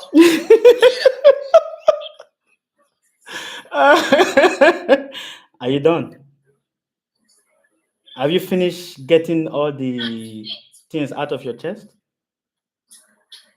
Stop fucking with the king, bro. Have you finished getting the nonsense out of your chest, my friend? And the nonsense. It's your breath. You think because you talk that, you think that because you talk that, and you can come on TikTok and talk without TikTok. Have you finished getting the nonsense out of your chest? You'd be in your little hole. You'd be in your little hole. You'd Have you finished? African brother. Have you finished? Without TikTok, you'd be in a little hole with nobody to talk to. How about that? How about that? How about the fact that if you had no TikTok, you would have nobody to talk to and nobody to talk to? How about that? Fucking idiot. You come up here doing with dumb topics. Have some sense and teach the law. Are you These people have to cleanse their pineal gland so they can see properly. Idiot. Are you done? Are you done? Are you done? Are you cool now? Now, are you ready to have an intellectual discussion? Or you want to continue? Intellectual discussion. What's the intellectual discussion? What does the word intellectual mean? What's the definition of the word intellectual? Are you ready to have a conversation as a gentleman, or you want to continue barking like a dog? A gentleman. Who made up that word? Gentleman. Do you want to have a conversation as a gentleman, or you want to continue barking like a dog? Exodus 15 verses 3. I ain't no bitch. I ain't gentle. I never be gentle, and I have no love of persons. Yeah, that. Don't get it twisted. I'm not gentle. I'm not going to be a gentleman. And if you want to have a conversation, we're going to have it as men with manly voices. Yeah, that. No gentleman. I'm not going to calm down for you. Every time I see you act like a little bitch, I'm going to call you out on it. So go on. Are you done? I just said speak. First of all, you are arrogantly and ignorantly foolish. First of all, you don't have manners. Secondly, it does appear that you were not trained properly by your parents, and your parents, your attitude is an insult to your parents. I am so piteous of your parents, because it does appear, look at the way you're behaving. Your parents you are insulting your lineage, insulting your father, insulting your generation, and not having an atom of respect. You are a fool. Being a fool, you don't know when someone is talking, if you want to give a conversation, you should speak with intelligence, not shouting. You're shouting, what does it do? Does it convince anybody otherwise? Rather, it just shows your ignorance. And look at, there's 241 people. There is 241 people looking, and you're just displaying your ignorance. Aren't you foolish enough? Hey, my friend, if you want to have a conversation, you should have a conversation intellectually, not foolishly talking. And even if you are talking about this, you should listen. You are talking about Yeshua, this. Have you seen Yeshua before? Have you seen? You are look at that. Even you are using a slave mentality. A slave mentality that you've been taught by your forefathers and your ancestors. You are using it to display your ignorance on the internet. How foolish is that? You are, in short, you are nothing but you are so foolish. You are so foolish that even this conversation that I'm having with you is a wastage of time. Bro, you are foolish. You've not proved anything. You've not said anything. You've not proved anything. You've not said anything. And dude, you don't know who the Messiah is. You are a fool. You are a dumbass fool. A fool. And one is trying to give you an intellectual understanding, but at the same time, what's the definition of the word? Bro, don't give me no definition off your chest. Just give me one definition, like just for one word. What's the definition of the word intellectual? Because you're throwing words. You are a definition of a fool. Just give me one definition. You are a definition of a fool. Mas Yashar, you are a definition of a fool. You are a definition of a fool. You are a definition of a person that is mentally handicapped. This nigga is just talking. Nigga, this is what niggas do. This is what I tired of nigga. Nigga. You niggas and the fucking Gentiles. I'll send for the both of y'all. Both of y'all. You niggas and the Gentiles. Just talking. What's the word? You're saying words and you can't even give me one definition of the word. If you can give me one definition, bro, I will know that you are intellectual as you do. Are you done? Give me a definition. Just one. I'm begging you, just one definition. Just one. Finish? I've got 6 dictionaries. I've got Bible dictionaries and I've got also the normal dictionary. Just give me one. Are you done? asking you for a An definition of the word intellectual, intellectual. an intellectual person is a man or a woman that sees with the eyes of knowledge. The eyes of That's not the knowledge. definition of the Listen, word listen. intellectual. Quiet. When you were speaking, I allowed you to speak. Do you That's from understand? your chest. When you were That's from your speaking, chest. I allowed you to speak. When you were That's from your ranting, chest. That's I not the allowed you definition to you're getting. rant. You You're lying, speaking Shakur. loud You're talking does from your not chest. I don't mean give a that fuck you about know chest anything that is things. Your intellectual. chest and your Rather, pussy. I it don't give a just fuck about shows that. that you are nothing but an ignorant fool. And I'm just even indulging myself to talk to you. Google the fucking word if you have to. Just Google it if you have to. Google the fucking word. Brother, I respect people. Google the fucking word. That is why I'm still keeping you. Google the fucking word. I respect Google the word. people. That is why I'm still keeping you. I Brother, I don't respect need no people. respect, brother. What are you talking about? I don't Okay, need your goodbye. respect. I just told you I don't respect people. Goodbye. The Bible says I have no respect for person. You are a fool. Your father, you are an insult to your father, you are an insult to your generation, you are insult to your unborn children that is to come.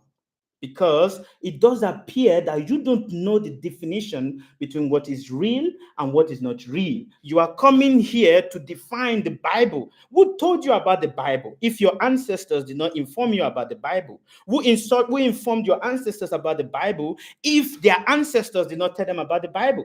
And you are here coming up. I was thinking that I have a lot of Jamaican intellectuals, but you are here. Apparently, it does appear that there are some people that are arrogantly and ignorantly foolish in Jamaica. Huh?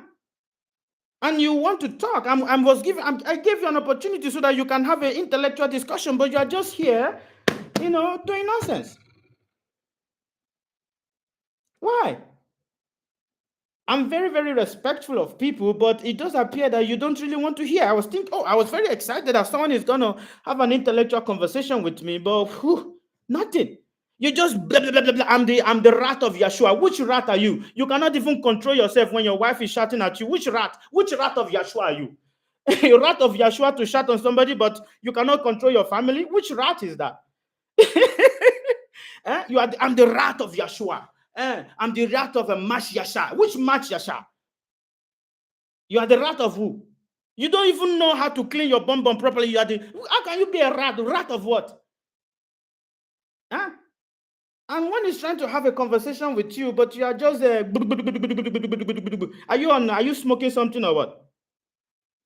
Huh?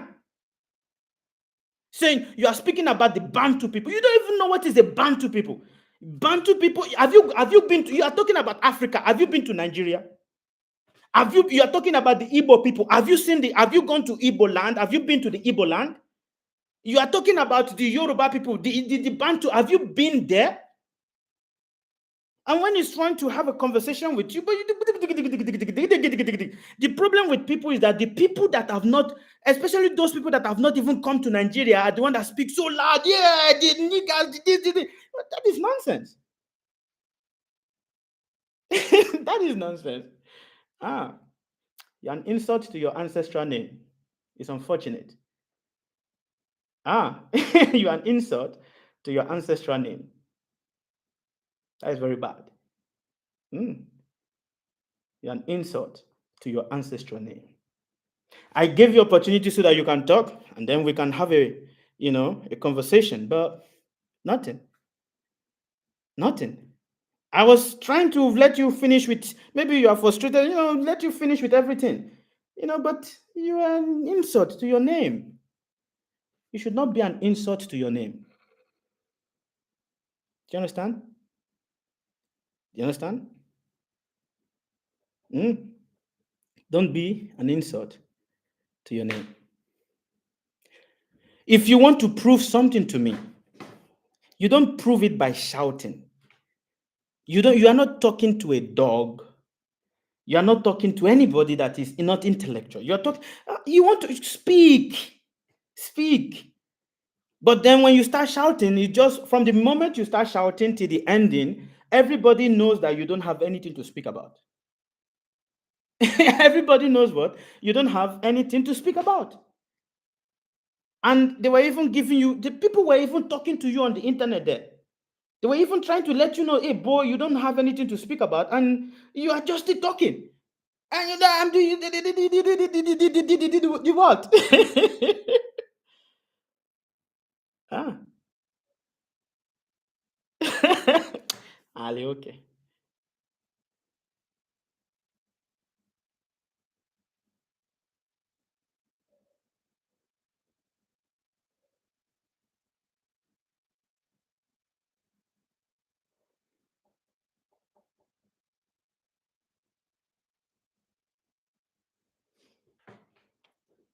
Okay.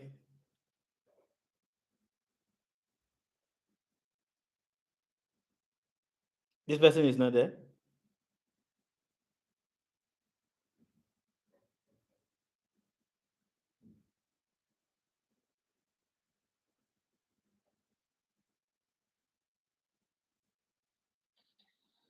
You're my brother.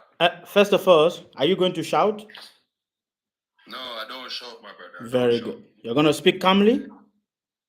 Always speak up. This is what I have to say. Very Sometimes good. sometimes knowledge take over some people, bro, and the way they present that knowledge, it's kind of ignorant, kind of a demonic way to others, because some people are calmer than some because they accept certain things as it is. Right? Yes. Okay. But knowledge have its way of making people go crazy and trying to force others into seeing their way. That's a fact. You understand what I'm saying to you? Perfectly. All right, now. The next thing I'm here to say is everybody have something and the truth. Everybody have their part. Everybody have, but it no matter what you have, it all remains the same thing. We are all fighting for one cause and one cause only. Indeed. So I don't want everybody on the line to get this twisted, as in overthinking themselves to their own belief. I get it. Jamaicans speak ignorant, and I'm a Jamaican, and I don't have to come off ignorant. I come off ignorant when I want to. But to see everybody jumping down at one man who come from Jamaica and say, Jamaica this, Jamaica that, it just doesn't feel right, because we're all one. We have to unite as one. When I see you, my brother, I see you, my brother. I didn't see a next culture, I see my brother. Okay? And I respect you. It doesn't matter what your belief is. It doesn't matter what your truth is. I respect you for you. Yes. So please, don't make, because of one Jamaican, make you're looking down at my country like my country is not nothing. I don't like that, my friend. Apologies. I don't like that, my friend. No. No, I don't. I have. You get what I'm saying? I don't look down on your country. I never do that. No. Please, if it sounds like that, say look down I apologize. that you're actually looking down, and it's just a figure of speech I'm using. Yes. Maybe I'm not using it wisely, because I'm not that big up in a phone level of catalog as well, going to put phone yourself, and I'm not afraid to say that. So, for a bigger brother like you listening you, it's always a respect. Listening to Mash is always a respect as well, because when I open up my mind, when you make me say things and learn me each of you guys learn me individually in your own way. Is what your lesson that you push out, I have to actually take it as you give me and try to find my peace with your words. Yes. Am I wrong or right? You're correct. Thank you, my friend. We cannot be fighting over the same Lord, the same creator that created you and me. We cannot argue, because there's a lot of things has been hidden from us. Yes. There's a lot of things that's never explained properly to us. Yes. There's a lot of truth that's been hiding from us. Yes. And little by little, it's coming out. That's a fact. So not because it is actually coming out now, we're going to be stupid about it and overthink ourselves and try to put down ourselves in times when we should be united. Yes. You get what I'm saying? We should be more coming together right now as black people. Not only black people, white people, blue people, pink people, but people itself. Because at the end of the day, you have a higher race of people above which we're leading us around. That's a fact. And that is the whole biggest point about it. People above us are leading us wrong. The book where you and Nasha read, it's the same book. It's full of so much contrary. it is so contrary to its own self that if you're reading it and not reading it with so much understanding, you will lose yourself. Am I wrong or right? You're correct. Thank you very much, my friend. So at the end of the day, I don't want to see my black brother them a fight. I don't want to see my black brother them on the internet a cuss about the same thing. The same point you are trying to prove, him are trying to prove it, but why fight about? Yes. You get what I'm saying? Perfectly. I appreciate you. I'm apologizing for my big brother. No, I appreciate I'm apologizing you. for him. And I'm deeply apologizing for him, but that is the way him come across. If you don't know him, yes, you will think that he's an ignorant son of a bitch, but really and truly he's not. Yes. He's just understanding. Sometimes his way of actually sharing his understanding, him come across very rash because of the same book. He's reading it, him got to certain dimensions of that book and read so much things. Yes. That sometimes me grow up and yes, if you read too much, you will mad yourself. You ever hear that? That is a fact. If you learn too much, you will mad yourself. You will go crazy. That is a fact. I'm not saying that is what's reaching him, but the way he bring forth himself, it's not always acceptable by others. That is a fact. And I'm apologizing. So I don't want the whole 200 odd people to jump down on Jamaica. We're wonderful people. Yes. We're glad for the knowledge. Yes. Remember, say, a Jamaica still, yes. we invent a lot more things. Yes. Africa is the home ground for all, every nutriment, supplement, everything, the motherland. Let's not stray our mind away from the positive and the fruitful things that we have to share as one people. You get what I'm saying, my brother? Yes. I perfectly understand, Yes, and I truly, I say I perfectly understand, and I truly appreciate you. The problem was the fellow. He has a perverted understanding of what is right from what is not right, and hence, when he was speaking, the people was expecting that he's going to say something that is very, very interesting, and we're going to have an intellectual conversation, but he started by shouting and doing all of that. I have students that are from Jamaica, by the way, so nice. So I don't have anything. Jamaicans are very intellectual people. So I don't have anything like, I don't know. There's no false impression about that. Most of my students are from Jamaica, and some of them are here, so no harm, no offense taken, and nothing at all. All right. And thank you very much. Know. The thing is with him, him going a lot of meaning with him words. Yes. Him look deep in our words, him look deep in the calendar of many generations. So when him talk, in facts them actually come from a lot beyond. Yes. Sometimes he's right more than the person them who is actually talking to, but him not get a chance to bring across him words them correctly in a more manable way. Yes. So each time him go about them like all over the place, so it sound mumbo jumbo in some aspect. You get what I'm saying? Perfectly.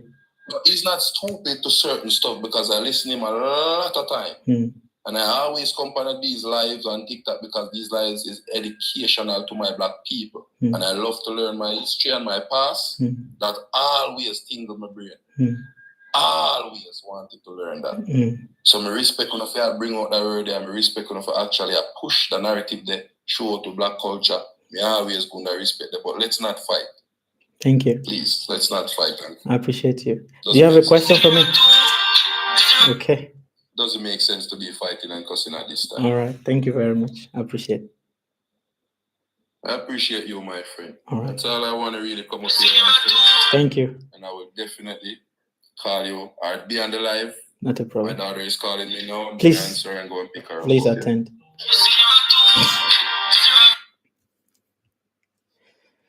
Okay.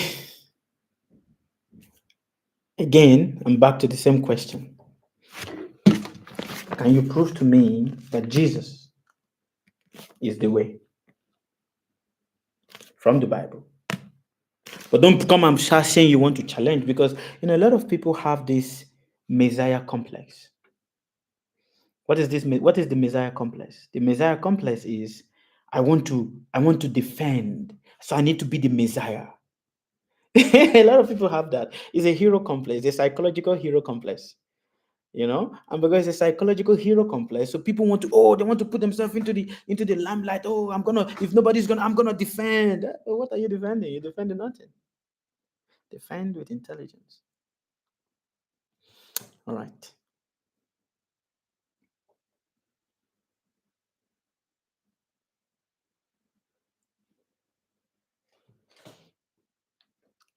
Hello. Hello. Respectful greetings, Baba. Greetings. Mau Mau. Baba, thank you very much for your patience. I need to really study this kind of patience. It's a PhD, Doctor of Patience. I'm not here to debate, but I'm here to clear one thing. Baba, please permit me. I'm sorry. Okay. Baba, you have always been here.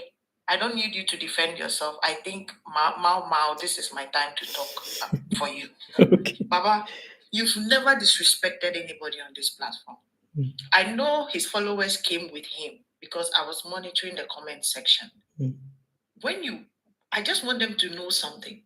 Like you always say, listen with intelligence. He wasn't listening. He wasn't listening. If you want to talk about something, make a point. I didn't hear anything that insults. He doesn't know you. I don't even think he listens to you. I think he just pounced on the page and then, let me go talk. We have Jamaicans here, motivations, gap promotions, humble lads. She always asks good questions. These people are always here with us. Other people I don't even know their names, but they are always here with us. They ask good intellectual questions. They make this class survive, thrive. Always here liking. If you know you don't have anything to say, my brothers, we are all Africans. You don't know us more than we who lived on the soil. Don't come and mislead us. We are here looking for the truth. One thing, everybody is believing in God. Forget Jesus, forget this deity. We are talking about God. We are here to worship one God. We are seeking knowledge. Baba has devoted himself to learn and is teaching us. Don't come and disrespect him. Me, I won't stand and look at you do that. Initially, I was feeling calm, but the brother came to defend him. No, he's supposed to come and tell him what you did, my brother, was wrong. Don't tell us he knows so much, he's going mad. We don't care. Baba knows so much. Well, he comported himself. Gave you the opportunity. His platform. Do you know how many people follow Baba? Don't say because of TikTok is nobody. Which television station has ever interviewed you, my brother? Don't come and disrespect our teacher. We won't stand and look at you disrespecting. Maybe others will. Me, Mau, I will not. Baba is a very knowledgeable man. Knowledgeable. I'm not saying intellectual zombie. There are two different things. Don't come here and disrespect Baba. I don't want to say too much. But please, to our other Jamaicans who felt sorry and who felt disappointed in the comment section, we are sorry for whatever happened. We gave him the opportunity to prove himself, but he couldn't. It's not about Jamaicans, it's about him. He couldn't prove himself. So for other people who are not in alignment with whatever he thinks or whoever follows him, we are very sorry. But don't, please. I know he's listening. He's not going anywhere. He's there. I tried muting him severally. When I mute him, he'll take it off. Mute him, he'll take it off. Please respect yourself. Don't let it be like it's an African fight. No. Respect yourself. Know your lane. If you come and somebody is on his life, if you disagree, go away. Don't come and disrespect anybody. Baba, I'm sorry if I said something I was not supposed to say, but I think I needed to get this off my chest. Don't respect our Baba. Else we'll come onto your page, We'll come. Don't do that. We don't want to stir our emotions. We don't need you in our next life. We don't want any camera. Don't come here again. Don't need you. Baba, I'm sorry if I said something wrong. My brothers and sisters, I'm very sorry, but this is it. Thank you very much, Baba, for the opportunity. Thank you. The universe bless you. Okay, Baba. Thank you. Okay. Motivation. I want. Yes. Hello, motivation. How are you? Sir, I deeply apologize, sir, for that invalid from my country, sir. Deeply apologize. It's okay. for my country also. It's okay. So I don't listen to no disrespect to nobody in Jamaica, but I don't have nobody in Jamaica that I even listen to for knowledge or nothing at all. You know, and to see this guy come up, if you're not in alignment with what we're talking about, even if you want challenge, Baba, you come, you speak, you know, come disrespect because sure. If you're not in alignment, bro, go on. You know, make sense to you, just like how I come from of Jamaican life. You know, make sense. I just go. Because you know, matter to me, if you have anger against the world or the system, go on the government, go right up there. You see me? You come here at disrespect. But Baba, I'm very sorry. I apologize for my country. No, it's okay. The country did not offend me. It's okay. I perfectly understand. I just feel like I need to say that, sir. I understand. I Or understand. for that person. I apologize for that person. I understand. I understand. Thank you. Motivation. Merci. I would have challenged him. I would have challenged him in a boxing match. I would have rip him limb from limb. I would have want to challenge him. He just make me feel a rage, bro. If you're not in alignment, go somewhere else. Because me myself, I don't have nobody from Jamaica that I listen to. And I help people change people's life in Jamaica. So if you want to fight and go fight the problem that I see in our world. Thank you. Or something. Thank you. But Baba, I'm truly sorry, sir. It's okay. I understand. Thank you. Yes, sir. Merci. Okay. So thank you all. Now let us go back to the main topic. Let's go back to the main topic. The topic is we're talking about ghost, and then we're talking about the movement of how the constellations has been changing. We're talking about how people are being influenced by so many things. And then we're talking about how, if you can prove to me that Jesus here is the way to God from the Bible, I'll be very happy. But the thing is, like I said, people have a lot of this complex of I need to be the Messiah. I need to save. For everybody is wrong. So I need to be the one to defend the people. But that complex, it doesn't take anybody anywhere. You know? So okay, again, let's change the whole. Let's move on. Now I'm open for question and answer. Please ask me a question. I'm open for question and answer. Questions. Ask me questions. I want to know. I want to hear. I want to hear. Questions. The reason why I said, prove to me that what? Jesus is the way, is because, you see, when people look at the mountain, when you look at the mountain, a lot of people think it is only one path that leads you to the top of the mountain. But it is not.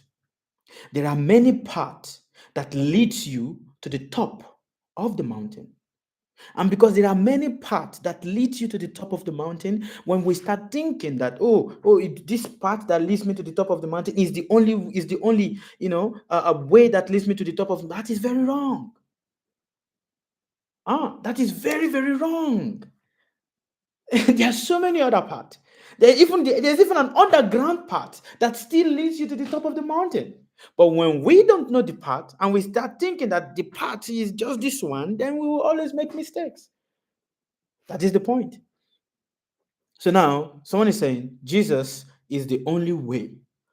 I'm not debating. I'm not debating that part. But if you can prove it to me, I would like to hear. So who is the person? Rasia Wontafari.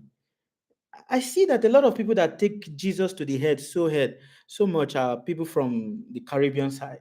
But it's okay. If you can prove it to me, I would like to know. So please send a request, but don't shout. Send a request, but don't shout. Don't shout. We are not fighting. We are having an intellectual conversation. So send a request and talk to me. Speak to me, share your opinion as to why you believe it like that, and I will share my opinion to you as to why I don't believe it like that. It's as simple as that.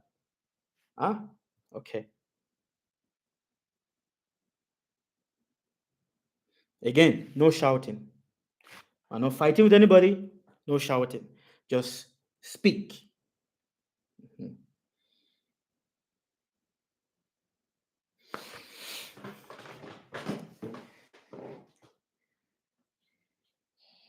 Hello. How are you, my brother? I am still alive, my brother. No shouting, eh? Please. Yeah, Okay. definitely. No shouting. Hmm. Yeah, so how I would want to prove to you that Jesus is the only way, Hmm. because if you are on a journey, right, my brother, and you explain it so beautifully earlier, you said that it can be a way even under the mountain, around the mountain, and different parts. Hmm. However, if you are my daddy, Hmm. right, and I'm your son, Hmm. and you have already been down a particular path before that I have never been down, and you say, "Come here, my son, I want to show you the way to get through the street." Would it make any logical sense for me to ask you, "Well, Papa, I think or I feel that there is another path to our destination. Wouldn't that, on my part, be leading into imagination a dark, dark road of unknown perils after my daddy would have already traveled and traversed the path and already find the destination, the path that's actually safe to get to the destination? Why wouldn't I want to follow him and only him, saying that he already know the way? Is my question to you, my brother. Okay. Let us, since we take it in the form of father-son relationship, let us take it like that. A father always know or always believe that they know more better than their children. But then a father forget that whatever he knows is based on the influence of the environment that he is. And however he transverses over his own problem, even though the child might experience the same problem, it is not the same way that the child will traverse the same problem. Like right now, a lot of people believe that you need to save a lot of money. You need to have a lot of things to be able to protect yourself. But that father is always on the case of the child. No, don't behave like this, don't behave like this, don't behave like this. But that same child finds his own part. His own part. You see, the problem with us as elders, one of the problem with elders is that elders likes to impose upon the younger ones what they believe that they themselves in their own time did not believe upon. That is one thing about elders. That is also one thing about being a father. When a father sees the son making mistakes, he wants to, oh, don't do this, don't do this. But at the point whether the father was at the period, at the age of the son, he did more than that. When I say that Jesus is not the way to God, it is because Jesus, this one that is read here in this book, did not even come to teach you about Christianity. Jesus, the one that is being read in the book, did not come to say to anybody, did not come to, force anybody. He came as a political figure. And what is the politics that is about? It's more about the kingdom and the throne of Israel. When we say Jesus is the master of the whole world, that is very wrong because he didn't even come for that. And if you read the Bible properly, you read, if you want to read, even this is not even the Bible, you want to read, you want to understand, you should look into the Ethiopian Bible. Look into the old Ethiopian Bible. When you look into that, then you come to understand that Jesus did not come to say that he is the Messiah. Jesus was not crucified because he said he is the Messiah. He was crucified because he was laying a claim to the throne of Israel. And during that period, I'm sorry, please. And during that period that he was laying a claim to the throne of Israel, there was only one monarchy that was ruling over that particular country. And who is that? The emperor of Rome. That is why the Pharisees, when they went to meet Pontius Pilate, they says, the only king we know is the emperor of Rome. We don't know this king. When Jesus was born, he was born in the lineage of kings. His uncle, it was the name of the man that sent that everybody should to kill the people. Any child that was born within that period. Why was he doing that? He's not killing because Jesus is the savior. He killed because Jesus is a threat to his what? To his kingship, to the throne that he holds. So the Bible, Herod, thank you very much. So the Bible is simply nothing but what? A compilation of different texts from different scriptures. When you're talking about the Bible, when you're talking about Jesus just came of a recent. Now before that, there was also a man called Krishna. Krishna was also born. He was born in the prison. And being born in the prison, his own uncle sent out a word that every child that is born should be killed. Why? Because Krishna is a threat to his kingdom, to his throne. Before that, also you have Isis, and then you have Horus that was born from her. And why was Horus hated? Oh, because he's a threat to the kingdom. So this book is the greatest. It is not a book that teaches you how to love God. It doesn't teach you how to love God.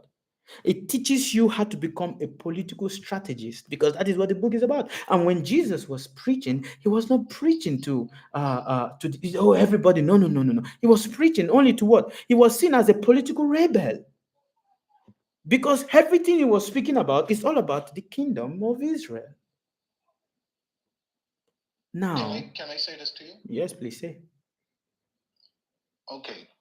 There's a few things you said I want to address. Mm. Right, brother? Sure, please.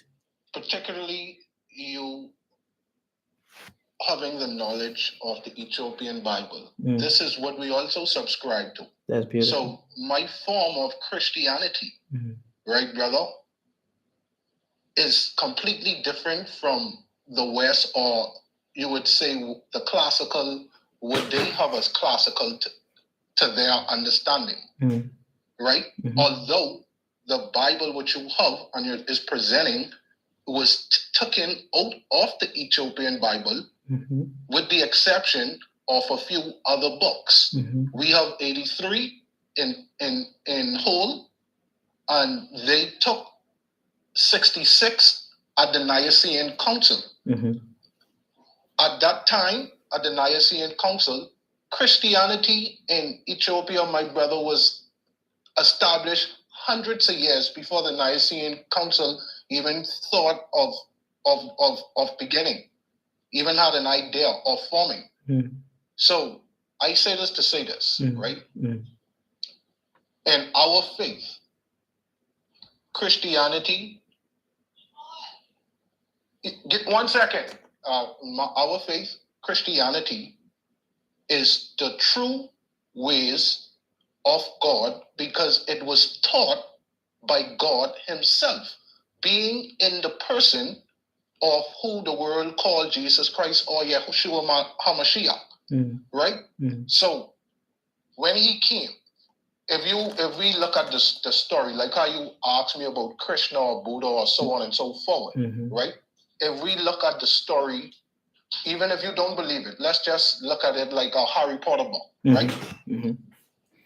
And we look at the life story of this person that's being portrayed, that we're talking about. We as Ethiopians, we recognize him as a historical figure simply because we have proof of the lineage of this person and this people, because we lay a claim that we are from the same bloodline as well. Even today, we still have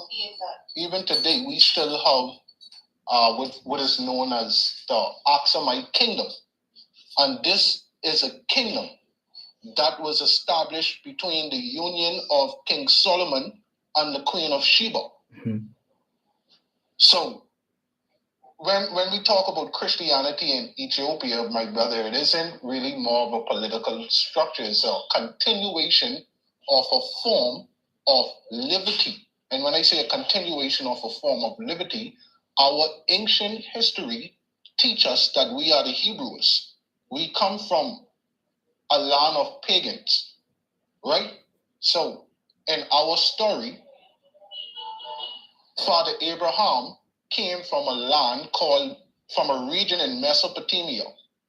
And in our story, the Creator was so pleased with Father Abraham's action that he took him away from that land and taught him himself of the ways of life and the purpose of humans. What made Abraham so different from every other political figure or every other historic figure is this. Every other one person that had a god or had a structure of worship, it was done by wood, statue, so on and so forward, even if it's the sun, the moon, so on and so forward. What separated Abraham? Abraham's God was a man that he knew personally, that came with him, taught him, sit down, eat with him. When he came to destroy Sodom and Gomorrah, a city that was, the cries of the city was so much in evil works, this particular God of everything, the creator of everything, he was able to hear the nation cry.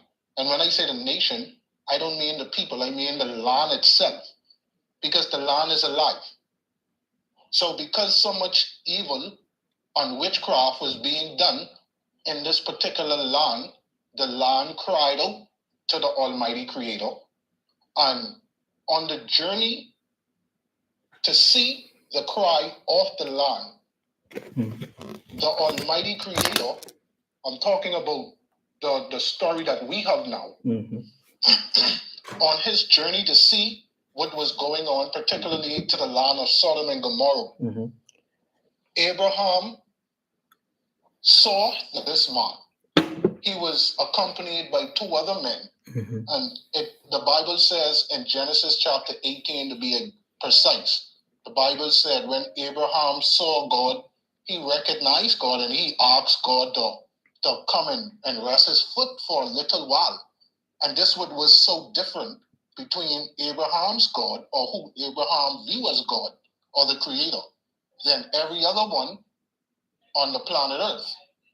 So what we have as a faith is the same person that came to Abraham and tell him that he was going to destroy Sodom.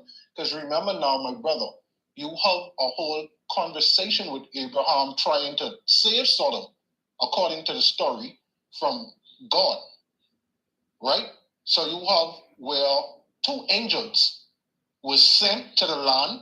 The other man stood with Abraham, and Abraham decided to see if he could, ask God to spare the people that he was going to destroy. And he said to God, well, my God, if you find 50 righteous people there, would you still destroy the place?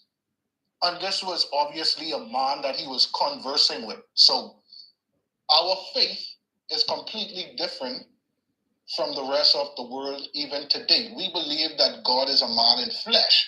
And in our scripture and in our scrolls, it is proven from ancient time that he is flesh. He came to the father of us all, which is Father Abraham, and revealed himself in a fleshly character as a man, right? And the prophetic version of Jesus Christ or Yeshua fitting into all of this would be the promise or the covenant with Father Adam, right? So Father Adam did something, and God himself had to come and dwell in the flesh, right, my brother, so he can kind of redeem that what was lost for him. Because in our faith, it's a reason we believe that Jesus Christ was baptized. He was baptized because he was simply once dirty. No one needs to wash that is not, that is not clean. Nothing that is clean needs to be clean. And the purpose of baptism, my brother, is to make clean that is being unclean. And the uncleansing part comes from when Father Adam disobeyed the command, the original command in the garden. So now you have to keep in mind that we all are children of Adam. So when Jesus Christ, who we as Ethiopians recognize to be Adam, when he came in the presence of saying that, hey, I am the Father, me and the Father is one, the religious leaders of the time, they knew the language that he was speaking, because the ancient time beliefs is that the Father and the Son of God is the first being that was created. Because you have to look, when Eve was created, Adam told Eve that she is the mother of all living things. So Adam would be the father, right? So when Jesus Christ came and made that claim that he is the Father, he was talking literal. It's a reason why only him could have died and be a sacrifice for our sins collectively, white, black, brown, whatever the case may be. Because he literally, that body literally was the same body manifested again, according to the prophecy of our father Adam. And what signifies this is, I'll tell you this right, my brother, Satan does not know how Adam looked as a child, because Adam was created as a man. So this is the reason why the killing of all of the children at a very young age, when the prophecy from the astrologers said that a child was going to be born.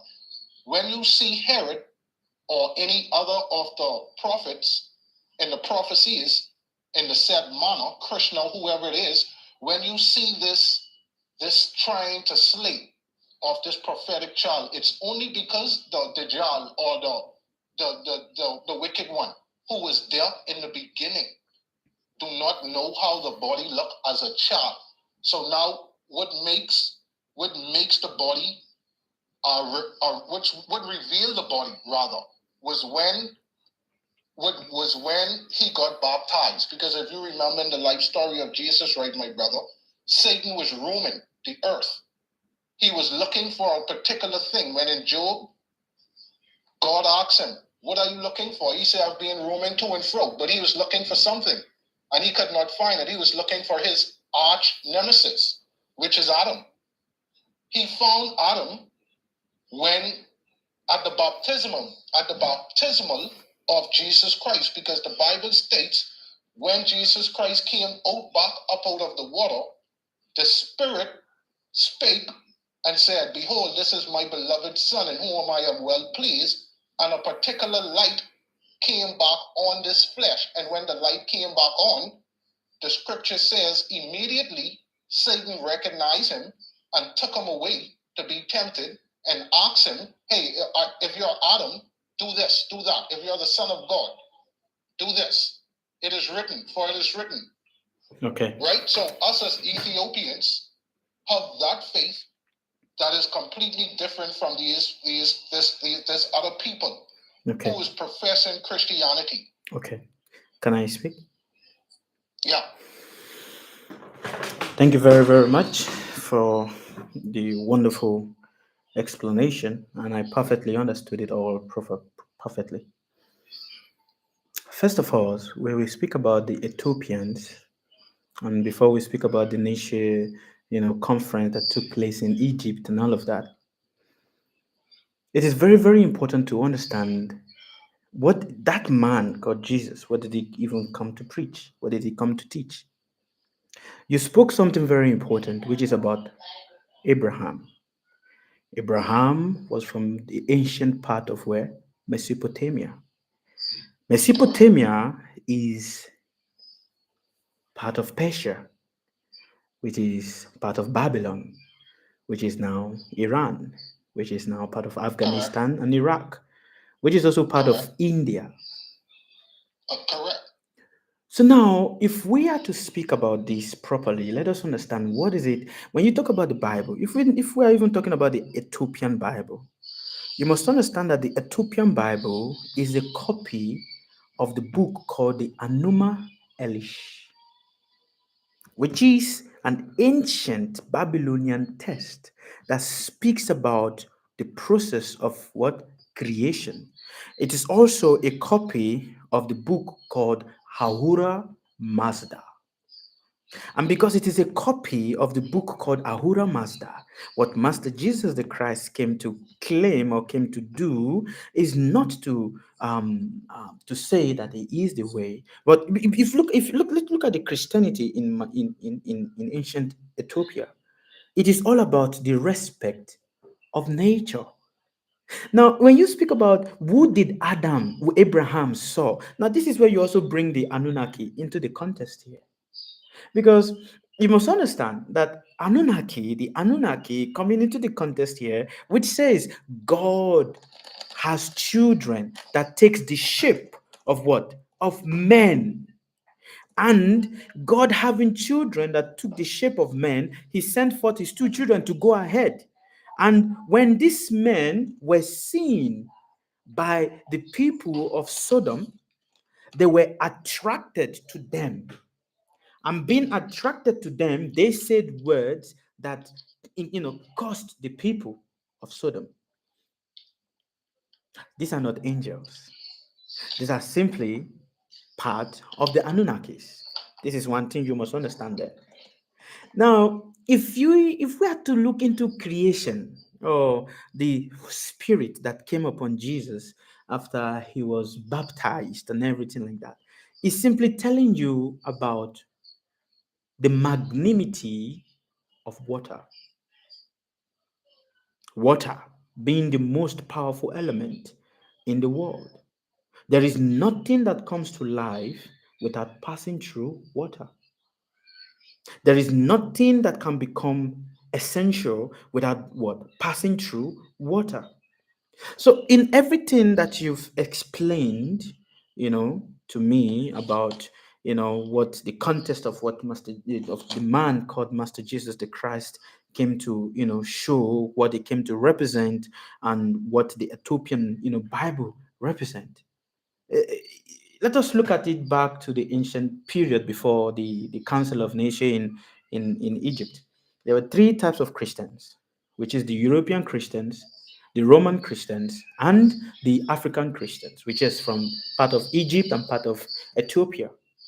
Now, the Ethiopian Bible does not believe listen, the Ethiopian Bible and the Ethiopian Christians did not believe that Jesus was born through the virgin. Listen, they did not believe, and this is why majority of the people that were in the council of the Ethiopia of Nature, the African Christians, the early African Christians, all of them were killed by the Emperor Constantine and by the Pope. And because they were killed, they went into hiding and they destroyed a lot of things of the ancient Christians. Now, if you go into Ethiopia and you look down, you want to go into the ancient. When you go into the ancient Christians and you are looking on the ark of the churches that they built, and you are seeing the signs of pentagrams and pentagrams, what is that? How that is not written in the Bible? Pentagrams, tentagrams. This is all nothing but a configuration of planet and stars that is connected to the Anunnakis. This is one thing you must understand. That is not just only connected to the ancient Anunnaki region, but also a way of communicating with nature. So Jesus did not come to say, go, there is a place in heaven that you are going to go to. He simply came to teach, respect nature. For nature is God. Connect to nature. And that is what the ancient the ancient Egyptian Christians and the Ethiopian Christians, this is what they debated. It is said, no, God, the blood of they made that the blood of Jesus can purify. I said, no, the blood of a man cannot purify. A man cannot bring blood out of his body without not being caught. But a woman can bring blood out of her body without being caught. And it is the blood of a woman that purifies, which is the menstrual discharge of a woman's body. The, the Ethiopian Christians prove this in the council. But because Constantine wanted to create an autonomy over the people, he wanted to expand his empire. And the easy way to expand his empire is by religion. And in that period, there were so many people that believe in different gods. Believing in different gods has always been the nature of man, because it is not one God that created the universe. There were multiple gods. And these multiple gods are symbolized in the different 7 planets. The 7 spirit of God is basically nothing but the 7 planets. The 12 spirits of God is simply nothing but the 12 zodiacs. So everything you see that is being imputed one way or the other, copy and pasted in the Bible or in the different teachings, is simply nothing but a copy from a bigger book, which is what? The Ahura Mazda, the Enuma Elish, the epic of creation. And in the epic of creation, men were not made out of what? The image of God. Men were created by gods as what? To be an avenger of them.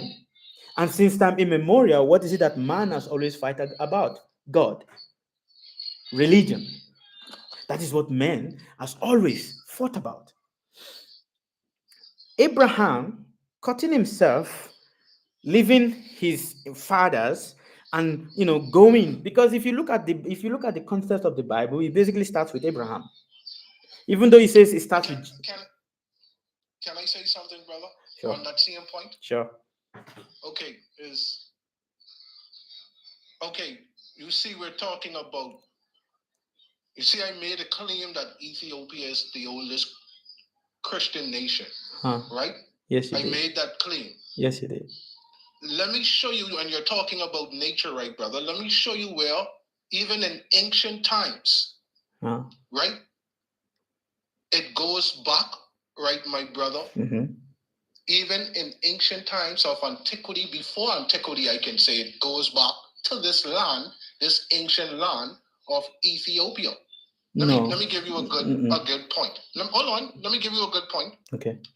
In the story of Abraham, regardless to which story or which ethnic background you're reading it from, in all of the versions of Abraham's story, but I'll give you the Ethiopic version that we follow up to this day. It says that Abraham was a great descendant of Noah. Noah had 3 sons: Ham, Shem, and Japheth, right, brother? Ham, the son of Noah, had 4 sons. I'm giving you origins now according to us, originality. One of Ham's son, his name was Cush. That was the oldest one of Ham's son. Cush is Ethiopia.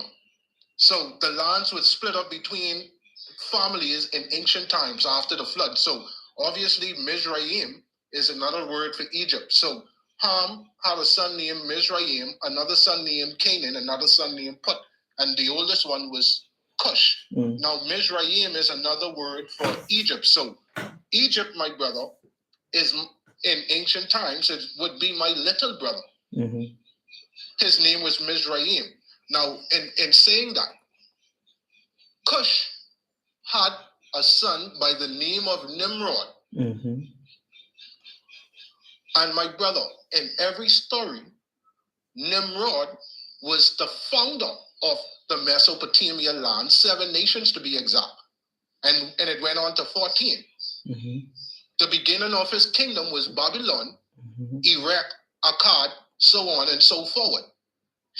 If the Sumerians, Nimrod was the king, he was the first king, according to our faith and our doctrine and according to the story of Abraham.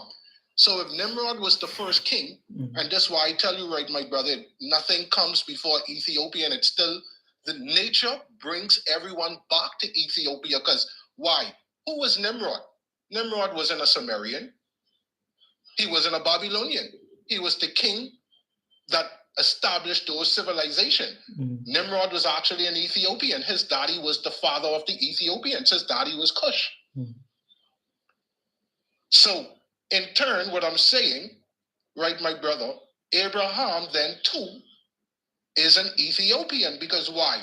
Terah, who is Abraham's daddy, he was a top general in Nimrod's army. In fact, this is how Abraham began to separate himself, because Abraham was a prophetic child according to what we know as faith. And when he was born, Nimrod, who was the king at that time, who was the king of all the earth, he was the first literal king. His astrologers came to him and said that there is a special, unique child that is going to be born that is going to threaten the kingdom. And they told him they don't know who the child is, but they know that the child belongs to Terah, one of his top generals. What happened, or what transpired, was Nimrod went to Terah's house and inquired of the child and told Abraham's dad as an infant, as he was an infant, he said to him, in the story, of course, well, hey, this is the case, my brother. Me and you are good friends for many years. You fought great wars for me and win great wars for me. But now there is a prophecy in the stars that is saying that you have a child that's going to threaten the kingdom.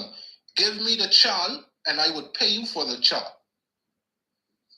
So obviously Terah, in his defense, he asked the king a question, and he said to the king, if he have a gift, which is a great horse from the king, the best in the land, and another person offered him to buy it, how much should he sell the horse for? So after he explained it to the king, Nimrod's response to him was that, how foolish and arrogant can you be? Why would you sell the greatest thing in the land that the king give to you? Shouldn't it be something of value? So Terah said to him, well, it's the same thing with my son. My son is far more valuable than a horse. So he said to him, give me a day so I can talk with the rest of my family before giving you the child. And what he did, the spirit came in him for him to substitute the child for one of his maiden children's. And the next day, when he gave the child to the king took the child in his hand and dashed the child onto the ground and burst the child open in pieces. Now, this is very important, my brother. Why this is important? Because after Abraham became a man, he actually went back to the land of his fathers. And the reason he went back is because he found he was in communion with this being that no one else knew other than him. This being came to him many, many times and helped him many, many times as a boy, because you have to remember Abraham grew up in the wilderness as a boy, according to the story, by himself. So this being that he met was taking care of him until he was able to fend for himself. And when he was able to fend for himself, he went back to the land that he ran away from, and he went to his father's house. And this is going to be very ironic, because his father and his mother was very, thrilled and happy to see him. But what happened was he met his father with 12 different idols. And this highly upset him, because at this point of time in Abraham's life, he actually knew of being a physical being who was the creator to him, who created everything, who told him that everything was created from him, who was able to prove this source of power or this source of Godhead to Abraham many, many times. So Abraham went back in confidence to the land to tell his daddy, well, hey, these gods that you guys serve, they are not the creator. They are not the ones that create the heavens and the earth and the moon and the stars and so on and so forth. These are idols. So what he did, he asked his mother to make him a feast so he can represent the gods and they can be pleased with him. So his mother made him a big feast with all the gods, and Abraham sat down with all the gods. It was a big god, a little god, a little god, another little god, come straight down, right? And as Abraham sat and eat with these gods, he realized that the gods was not eating their food as well. So he called his mother, and he said to his mother that the food must not be good to the gods' liking. Can you make them something else to eat, because they're not eating the food? So his mother went and made some other food. And after he stood and watched and still none of them eat, what Abraham did, he took the ox that was in the big god's hand, and he broke down and chopped into pieces all of the other little gods. And when his father Terah came and saw what he has done, his father Terah asked him what happened. And Abraham told him that the big god was angry at the smaller gods. So what he did was take out his ox and he destroyed them. So his father went on to say that there isn't any life in these gods. It's impossible for these gods to do such an act. And right now, you're talking like a madman. It was so much offensive, what he did, that he went back to the king. The same king who wanted to kill Abraham when he was born. And tell the king, which was Nimrod, who is the founder of the Mesopotamian lands, right?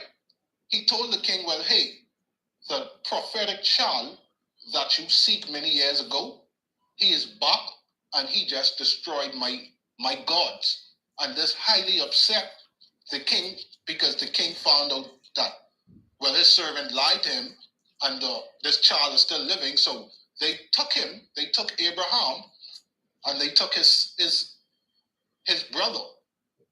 His brother's name was Haran. And they put them in the furnace. And when they started to burn them, Haran immediately disintegrated in the fire. But Abraham, not even his clothes were singed, according to the story with the fire. And he stayed in the fire for 3 days. And after Nimrod see he was unaffected by the fire, this caused Nimrod to amaze with wonder. And he commanded the soldiers to take him out, and when they opened the door, the soldiers that opened the door, they was immediately consumed with the same fire. Can and I when Abraham came out, can I appreciate the point you've made, but can I tell you that this is a copied point? when you say a copied point, Which right? means Listen, I was trying, my point in that was just proving that yes, Nimrod, in all from of the stories that we have, yes, from was the founder of the Mesopotamian land. So yes, that's my point in that. yes, perfectly, I understand. But can I prove to you that that story is a wrong narrative, not the real story, and that story about Abraham, etc., etc., etc., is a copy from the Vedas. From the what? The Vedas. The Vedas. Yes. And that is why I said Does the Bible. Does the Vedas talk about? But of course, I'm going to explain the story to you. Okay. The Bible and anything or whichever form of the Bible is a copy, not the original thing. Listen to the point what I made, right, brother, is Yes. that Abraham was different because he served a God that Yeah. was a man. Yes, In now. the Vedas, Yes. do they have a copy of any figure who is recognizing the Almighty Creator as a man that can be seen, that eat food, drink water, Let so on and me so forth? let me explain the story to you. How the story is. How the land of Cush came to be. Who are the people of Cush? Where do they come from? To understand the people of Cush, you must understand the man called Ram. Rama Chandra. Ramachandra has two sons, Lava and Cush. And his two sons have, went and they occupy land. But that is aside. When you're talking about That's interesting. That's Wait, very interesting. I'd like to when learn you more about when it. you're talking about um, Abraham, Nimrod, etc., etc., let me tell you the story of a man called Krishna. Now, this is billions of years before Abraham. Let me tell you the story of a man called Krishna. So called there's a man called Vasudev, and there was a woman called Devaki. Vasudev and Devaki were to be married. And on the day of their marriage, they have a brother called Kamsa. Kamsa was the emperor of the world. He ruled over the world, and he was a demoniac emperor. He ruled, and he was very demoniac. He troubled the whole world. That the earth was so troubled that the earth went to cry to the creator, which is not God. He went to cry, the earth went to cry to the creator, and the creator's name was Brahma, and said to the creator, will you help me see the atrocities that Kamsa and his followers were doing? It is hurting me. Please help me. Now, Brahma, followed with the Mother Earth and the other host of demigods that rules over the causal ocean that is up above the sky, went to the ocean of milk where the man called Narayan, Vishnu, was sleeping. And Vishnu is sleeping on a very big, gigantic snake called Ananta. And they chanted hymns supplicating to Narayan, to Vishnu, please come and help us, save us from the tyranny of Kamsa. Please come and save us from the tyranny of Kamsa. With the Mother Earth taking the form of what? Of a bull, a female cow, of a cow. Vishnu, seeing the prayers of the demigods and seeing the pittiness of Mother Earth, he said, all of you go and take birth in the family of Vrishnis. Listen, huh? In the Vrishni family, go and take birth there, and I will personally come and take birth. Now, on the day where Devaki, who is the sister of Kamsa, was getting married to Vasudeva, a voice was heard from aloud in the sky. Oh, Kamsa, you are such a fool. The eighth son of your sister will be the downfall of you, will be your killer. A voice was heard from the sky. Kamsa, hearing the voice, took hold of his sister's hair and took his knife and wanted to kill the sister on the day of her marriage. The brother-in-law, Vasudeva, being a perfect diplomat. Are you listening? Are you trying to listen so you connect properly? Being a perfect diplomat, said to the brother, no, why? It is unfortunate that you want to kill your sister. It is said it is the eighth child of your sister that will be your death. It's not your sister. So if you kill your sister, how will you be able to see the eighth child? And then what happened?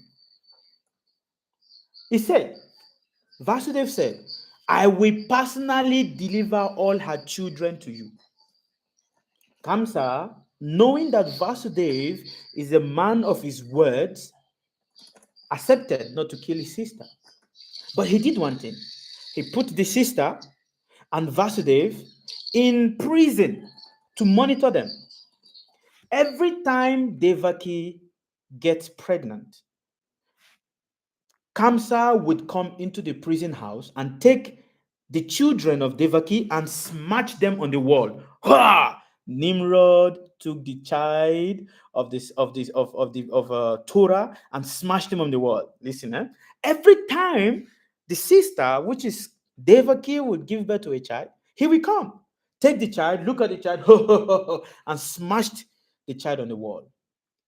First pregnancy, second pregnancy, third pregnancy, fourth child, fifth child, the sixth child did the same. But the seventh and the eighth child, he couldn't. The seventh child was mystically transferred from the womb of Devaki to the womb of the second wife of Vasudev. Vasudev have a lot of wives, but he has two main primary wives. One is Devaki, and the other is called Rohini. So the seventh child was transferred from her womb mystically to the womb of who? Rohini. And that child was called Balaram. What do you say is the name of Abraham's brother again? You say something Halaram, something like that. But that child, His name was Haran. Haran, but actually it is Balaram. That child, Balaram, being transferred from the womb of his mother into the womb of his other mother, which is the other wife of Vasudev, was born. Now, the eighth child, which is Krishna, in, in the womb of the mother, when Krishna was born, he was not born from the vagina. He appeared out of his mother's body. That is what makes him special. When he appeared out of his mother's body, he did not appear with two hands. He appeared with four hands. And his mother, seeing him in four hands, like, this is the child that is in my womb, begged, please, don't come, don't show your face, don't show yourself in this way. Please be a baby so I can at least be happy to hold you in my hand. The child, being compassionate to the mother, took the form of a baby. Now, taking the form of a baby, the father is afraid. Oh, if the guards come to know that Devaki has given birth, to a child, oh my God, he is going to come. What am I going to do now? What am I going to do now? Then Krishna spoke to the father, Vasudev, do not be afraid, my father. Take me to Vrindavan. In Vrindavan, Vasudev has a brother in Vrindavan. So take me to that land there and exchange me with the child of Nanda. So Vasudev, taking the child Krishna in his hand, the prison doors automatically opened, and it was raining heavily on that day. And everybody in the prison fell asleep, including Kamsa. Everybody fell asleep. Vasudev carried the child in his head, took him out of the palace, went to Vrindavan, exchanged the male child with a female child. After exchanging the male child with a female child, brought the child back to the prison. When he had brought the child back to the prison, and the moment he just brought the child back, entered the prison, and every doors of the prison locked itself back again, automatically. Then the child shouted, wah, wah, wah, and everybody in the prison woke up. When Kamsa heard that the sister has given birth, and it is the eighth child, in his head, what he was told, what the celestial voice said was that the eighth child of your sister, which is the eighth male child of your sister, would be the cause of your doom. When Kamsa came to the prison and saw that the sister has given birth, but it is not a boy, it is a girl. Still, his heart was frozen out of fear. He took the child and he dashed the head of the child on the wall. But the child also is a divine child. When he dashed the child of the head of the child on the wall, the child transformed into a very gigantic form and said to him, "Oh fool, the child that is going to kill you has already been born and is already in another place. I am just here as is, to disguise about him to you." When the child disappeared, Kamsa came back to his senses and started apologizing with his sister. But what kind of apology are you going to give when you've killed practically all the children of your sister? "Oh, I'm so sorry. I'm so sorry. I don't know what has come upon me that I have to kill all your children. Oh, what kind of a person I am." But he was not really sorry. But he became, at that moment, you see, when you are caught in the negative things you do, shame makes us to feel guilty. At that point, Kamsa started feeling guilty.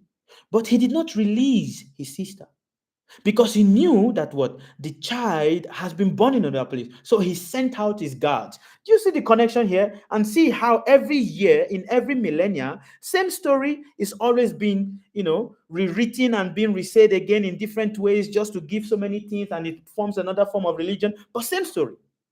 Now this is far, far, far, far, far, far beyond before Abraham.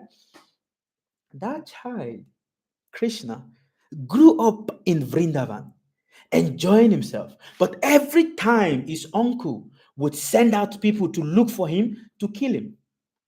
When Krishna became 16 years old, his uncle sent out an invitation. "Tell my cousin to come."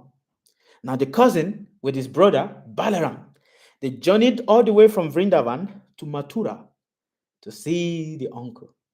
And while they were there, the uncle was still scheming to find a way to kill these boys.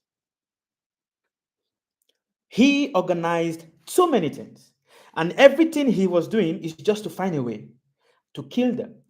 Balaram, he cannot kill Balaram because what Balaram is the strength, it's an expansion, but his strength is very strong. He can't be killed. He organized warriors, fighters to fight these 16-year-old boys, and Krishna killed all of them. Krishna dragged Kamsa from his throne and he punched him, beat him. He beat him to stupor and said to him, "You, uncle, you are unfit to be the king. You're unfit to be the king." He beat his uncle to stupor. After beating his uncle to stupor, Krishna removed him from the throne, he killed his uncle. And don't forget, the uncle before that took over the kingdom forcefully from his own father, which means Kamsa took over the kingdom that he was ruling forcefully from his father. And the name of the father was Ugrasen. So you must understand that the story of Nimrod being the first emperor is not true. Okay, let me not go into that. But that is how it is, because he took over the kingdom forcefully and he imprisoned his father. So Krishna coming, killed Kamsa, and reinstalled his grandfather on the throne. He freed his father and he freed his mother from prison. Now Krishna started staying in Mathura. He was staying in Mathura and he had 1,108 wives. And 1,108 wives, he also has equivalent from each wife, he had 10 sons from each wife. But he was disturbed every time. He was being disturbed and being plagued by so many people that want his throne, that wants to rule.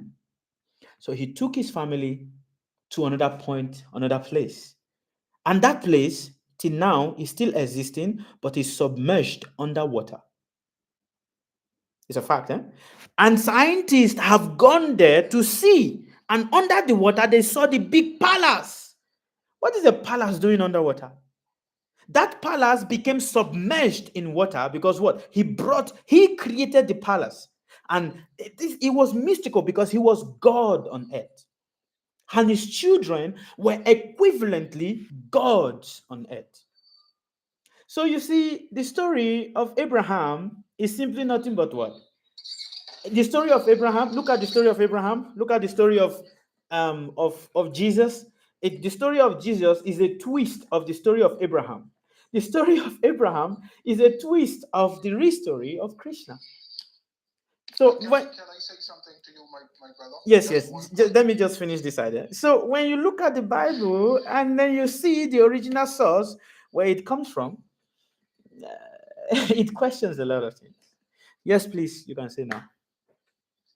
Okay. What I wasn't aware of many of the things that you was talking about. It sounds like it's Hinduism. Is it? It is Hinduism. Okay. Yeah. So what I want to say on that, right, brother? And like I say, we are here to learn things from one another. That because I live on another side of the earth, than you, right? So I appreciate how we're able to commune with one another and share thoughts with one another. Yeah. Right. But why I want to say that claim is false, right, brother? And it has to be the other way around. Is because of this. Okay. Krishna must be in fact Jesus Christ. This is why I say that, right, brother? Because it brings me back to Ethiopia, right? In the Bible, right, my brother? It's a lot of claims of a lot of specific things that we can look for in the claims of Jesus. One of those things is that after the death and the resurrection of Jesus Christ, he said that he would return, right? And this is why I feel like there's some error in what you're saying. If not, it must be the other way around, and Krishna must be in fact Jesus Christ. And this is why I say that. Simply because we have a biblical figure in a story that's given to a group of people that adhere to it by faith. And in that story, there is a figure who is recognized to be God or the Son of God or the power of God. That same figure, he made claims, very, very huge claims, and very specific claims that he would return in a kingly form to reveal himself to the earth, and it's going to be known as the second coming. So, in the year of 1930, right, my brother, we have the Ethiopian emperor, because we have to recognize that the Solomonic bloodline lies in Ethiopia, right? So we have a king, an emperor, who actually fulfilled the prophecy that Jesus Christ talked about. So, and this prophecy would have been a title, King of Kings, Lord of Lords, conquering Lion of the tribe of Judah, and elect of God. That's a prophecy that was given from the biblical character Jesus Christ, right? Now, in the modern times, say 2,000 years after that was said, in the 20th century, we have an African man after all of his brothers and sisters has already been colonized, because there is something known as the scramble of Africa and the African diaspora, right? So this happened for a reason. This happened in search of this same man. So you could say the stars align. This happened in the 20th century as well. So when the stars align, this other power saw that a figure was coming who was going to be a threat to their empire, their global systematic way of ruling things, right? So what happened is, in Ethiopia, this title was being sought after, and the title was being sought after, being king of Jews, it was not known to the European power. However, they sought it, and in the time they sought it, it was a colonial scrambling. So the colonial powers saw the need to come into Africa and search for this mystical figure, and they start by conquering all of the neighboring lands. What's so mystical about this particular historic page in the records is that after they succeeded in conquering all of our brothers and sisters, they realized that, well, hey, there's only Ethiopia left. They used the most equipped superpower at that time, and we're talking in the 20th century, recently as 1896. It's called the Battle of Adwa. So they used Rome, the Roman nation, to come into this old primitive land that wasn't equipped with no modern weapons, anything like that. We still was driving horses and still had spears and swords. And they came in with all of the new technology, all of the new firepower, all of the machine guns. And they waged war at the Battle of Adwa, thinking that they would, because they know the destiny. It was this same particular mystical land. When they waged war, they lost in this war to this primitive people, because they had a particular relic that's called the Ark of the Covenant there. So they lost this fight. Now, the reason they came was because the stars aligned, and they knew that the sun, or this creator, or this figure, or this mystical being was coming back at that time. So they was right on time.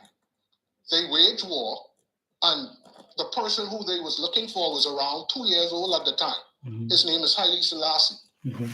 So after they lost the war, what happened was Haile Selassie succeeded in taking the title, this religious title, this title is King of Kings, Lord of Lords, Conquering Lion of the tribe of Judah, signifying that Jesus Christ, the biblical man who we all know, was a real figure, and he revealed himself in that person, being Haile Selassie. And his name, his birth name, is Tafari Makonnen. He is known as Rastafari. So why I say Krishna has to be Jesus Christ, because you have that same Ra, that same Ra into his name, Rastafari. Right? So it validates everything in the Bible, because if think what happened, we have at the coronation in 1930, we have all of the religious leaders, all of the monarch at the time, who came from their kings, from their kingdom, and came to the land of Ethiopia and recognized this figure with these mystical titles. Now remember, the titles, King of Kings, Lord of Lords, is only the title that these mystical beings claim to have, whether it's Krishna, Isis, so on and so forth. These beings claim to have this title because the title denotes the creator or the highest. Nothing is higher than that. You see what I'm saying? So we have a figure in the 20th century. I don't know if people is aware of this, but he came and he was crowned and revealed himself in that person, or in the titles that Jesus Christ said to look out for, that he was of. So this isn't a figment of my imagination. This actually happened very recently as well. You understand? So Haile Selassie was the champion of this race of people that was being oppressed. Do you mind if I interject a bit? Can I interject? Go ahead. Okay. First of all, Krishna, you see, look at this, there's a difference. Master Jesus the Christ says that what? He is the Son of God. Krishna never said that he is the Son of God, but says that he is God. There's a difference. Now, if you look at The different, again, look at the timeline that this happened. Jesus Christ came when? How many thousand years is Jesus now? Well, when you say he came, that the story of Jesus Christ or that person that came in The story of in everything about Jesus, the Yeah. story about everything about well, Abraham. he was here from Christ, the person is an ancient figure that was here way before Mary, Joseph, so on and so forward. Now he manifested in that era and that time for a particular reason, but for you to say when he was born, he's an ancient person. He was here many. No, that's not what I'm saying. The question is the man, Jesus the Christ, how many thousands of years? The Bible that we read, whether the Ethiopian Bible, the Christian, whatever Bible, how many thousands of years has this been in existence? The Bible itself? Yeah. Okay, the Bible itself been in existence for a little over 2,000. 2000. And Krishna has been in existence far beyond that. The story of Krishna did not start 2000 years ago. The story of the man called Jesus and then the man called Haile Selassie started 2000 years ago. But the story. No, it didn't. Wait now. Let me interject. It didn't. Okay, whichever one. But the story of the man called Krishna, the story of the man called Buddha, the story of the man called, in different races, there's the same story, same, but always been twisted and been restored again and again and again. It's like a recycle. But if you look deeper and deeper into the beginning, see, if you want to know the beginning, you need to look beyond the Bibles, if beyond the Ethiopian Bible, beyond the Quran. You need to start going because the Quran is a copy of the Bible. The Bible is a copy of the Anuma Elish and the Hahura Mazda. And then you need to look into the Vedas, which happened more than 5,000 years ago, more than 10,000 years ago. Haile Selassie, I don't know him. I've not heard of him. I've heard of him when I was young, but he can't be God because there's so many things. I can tell you why I say he cannot be God. There's so many things. You see, one thing about us as humans is that we are always, especially since this period, everyone is trying to make a sense of that divinity that came to be. Can I say something to you, brother, that might be of great importance? Please. There is a yogi from India. What's his name? Who's, I think Yogaraj. Yogaraj. Yeah. There's no one called Yogaraj. I'm not sure if I'm pronouncing his name properly, but I know he has an Indian name. He is very popular. Okay. And well known, but you could look in the Googles or the YouTube and you could type in a yogi with Haile Selassie. He interviewed Haile Selassie and he said some very interesting things as a yogi. I am looking at the internet right now and I am not seeing anything like that. A yogi with Haile Selassie. I am looking at the internet right now. He actually wrote a book as well. A yogi that writes a book. Do you know what is the meaning of a yogi? Huh? When you find him, you can tell me if you validate him as being a true yogi. Yogi. Okay. Anyway, first of all, this debate is going away from the contest, or not a debate. Actually, this conversation is going away from the contest. What is the contest? Prove to me that Master Jesus in the Bible is the only one, not the only way.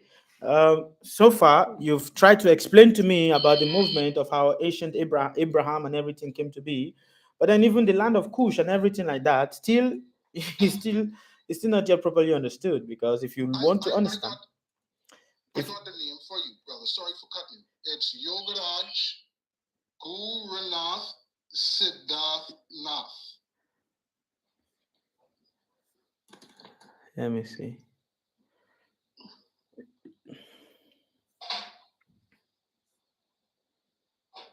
You found it?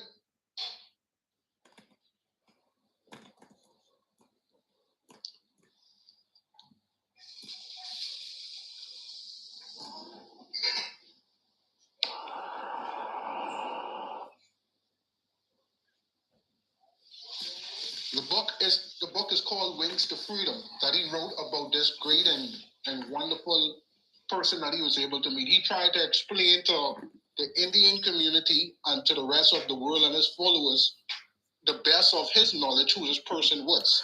No. First of all, again, people, I'm seeing it on YouTube right now about something Yogi Raj recount his 1982 meeting with Haile Selassie and everything like that. Again, for anything to become authenticated, it has to be proven. It has to be written. It has to be documented. Correct. Now, Yes, this like Haile Selassie was crowned. no. That's proven. This is he is an emperor because he rules about the particular country, a particular country. Now, again, not to bring up any religious sentiment in anybody, he didn't. Haile Selassie did not say he is God. You must understand it. God, He God never, doesn't have to say he is God. bro. Like you don't have to say you're. What did Jesus Like say? you don't have to say. What did Jesus say? Pardon? Jesus, what did he say? Well, Jesus said he is the Son of God, And him and his Father is one. what did Haile Selassie say? Pertaining to, pardon? What did Haile Selassie say? Well, it isn't so much of what he said as much as what he did.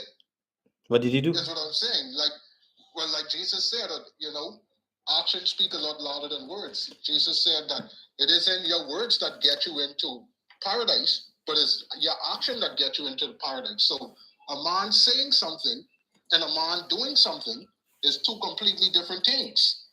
I think a man's actions would validate him much more than him saying something. Okay. No comment anymore to you. Thank you very much. I appreciate you. All right. I appreciate you. Right? Thank you. I appreciate you too, my brother. Merci. Blessings. All right. Okay. Everybody has dropped. I'm coming. I'm coming back. I need to go pass water. I'm coming back. I'm going to end here on YouTube. See you guys on YouTube. Bye-bye. I'm coming back.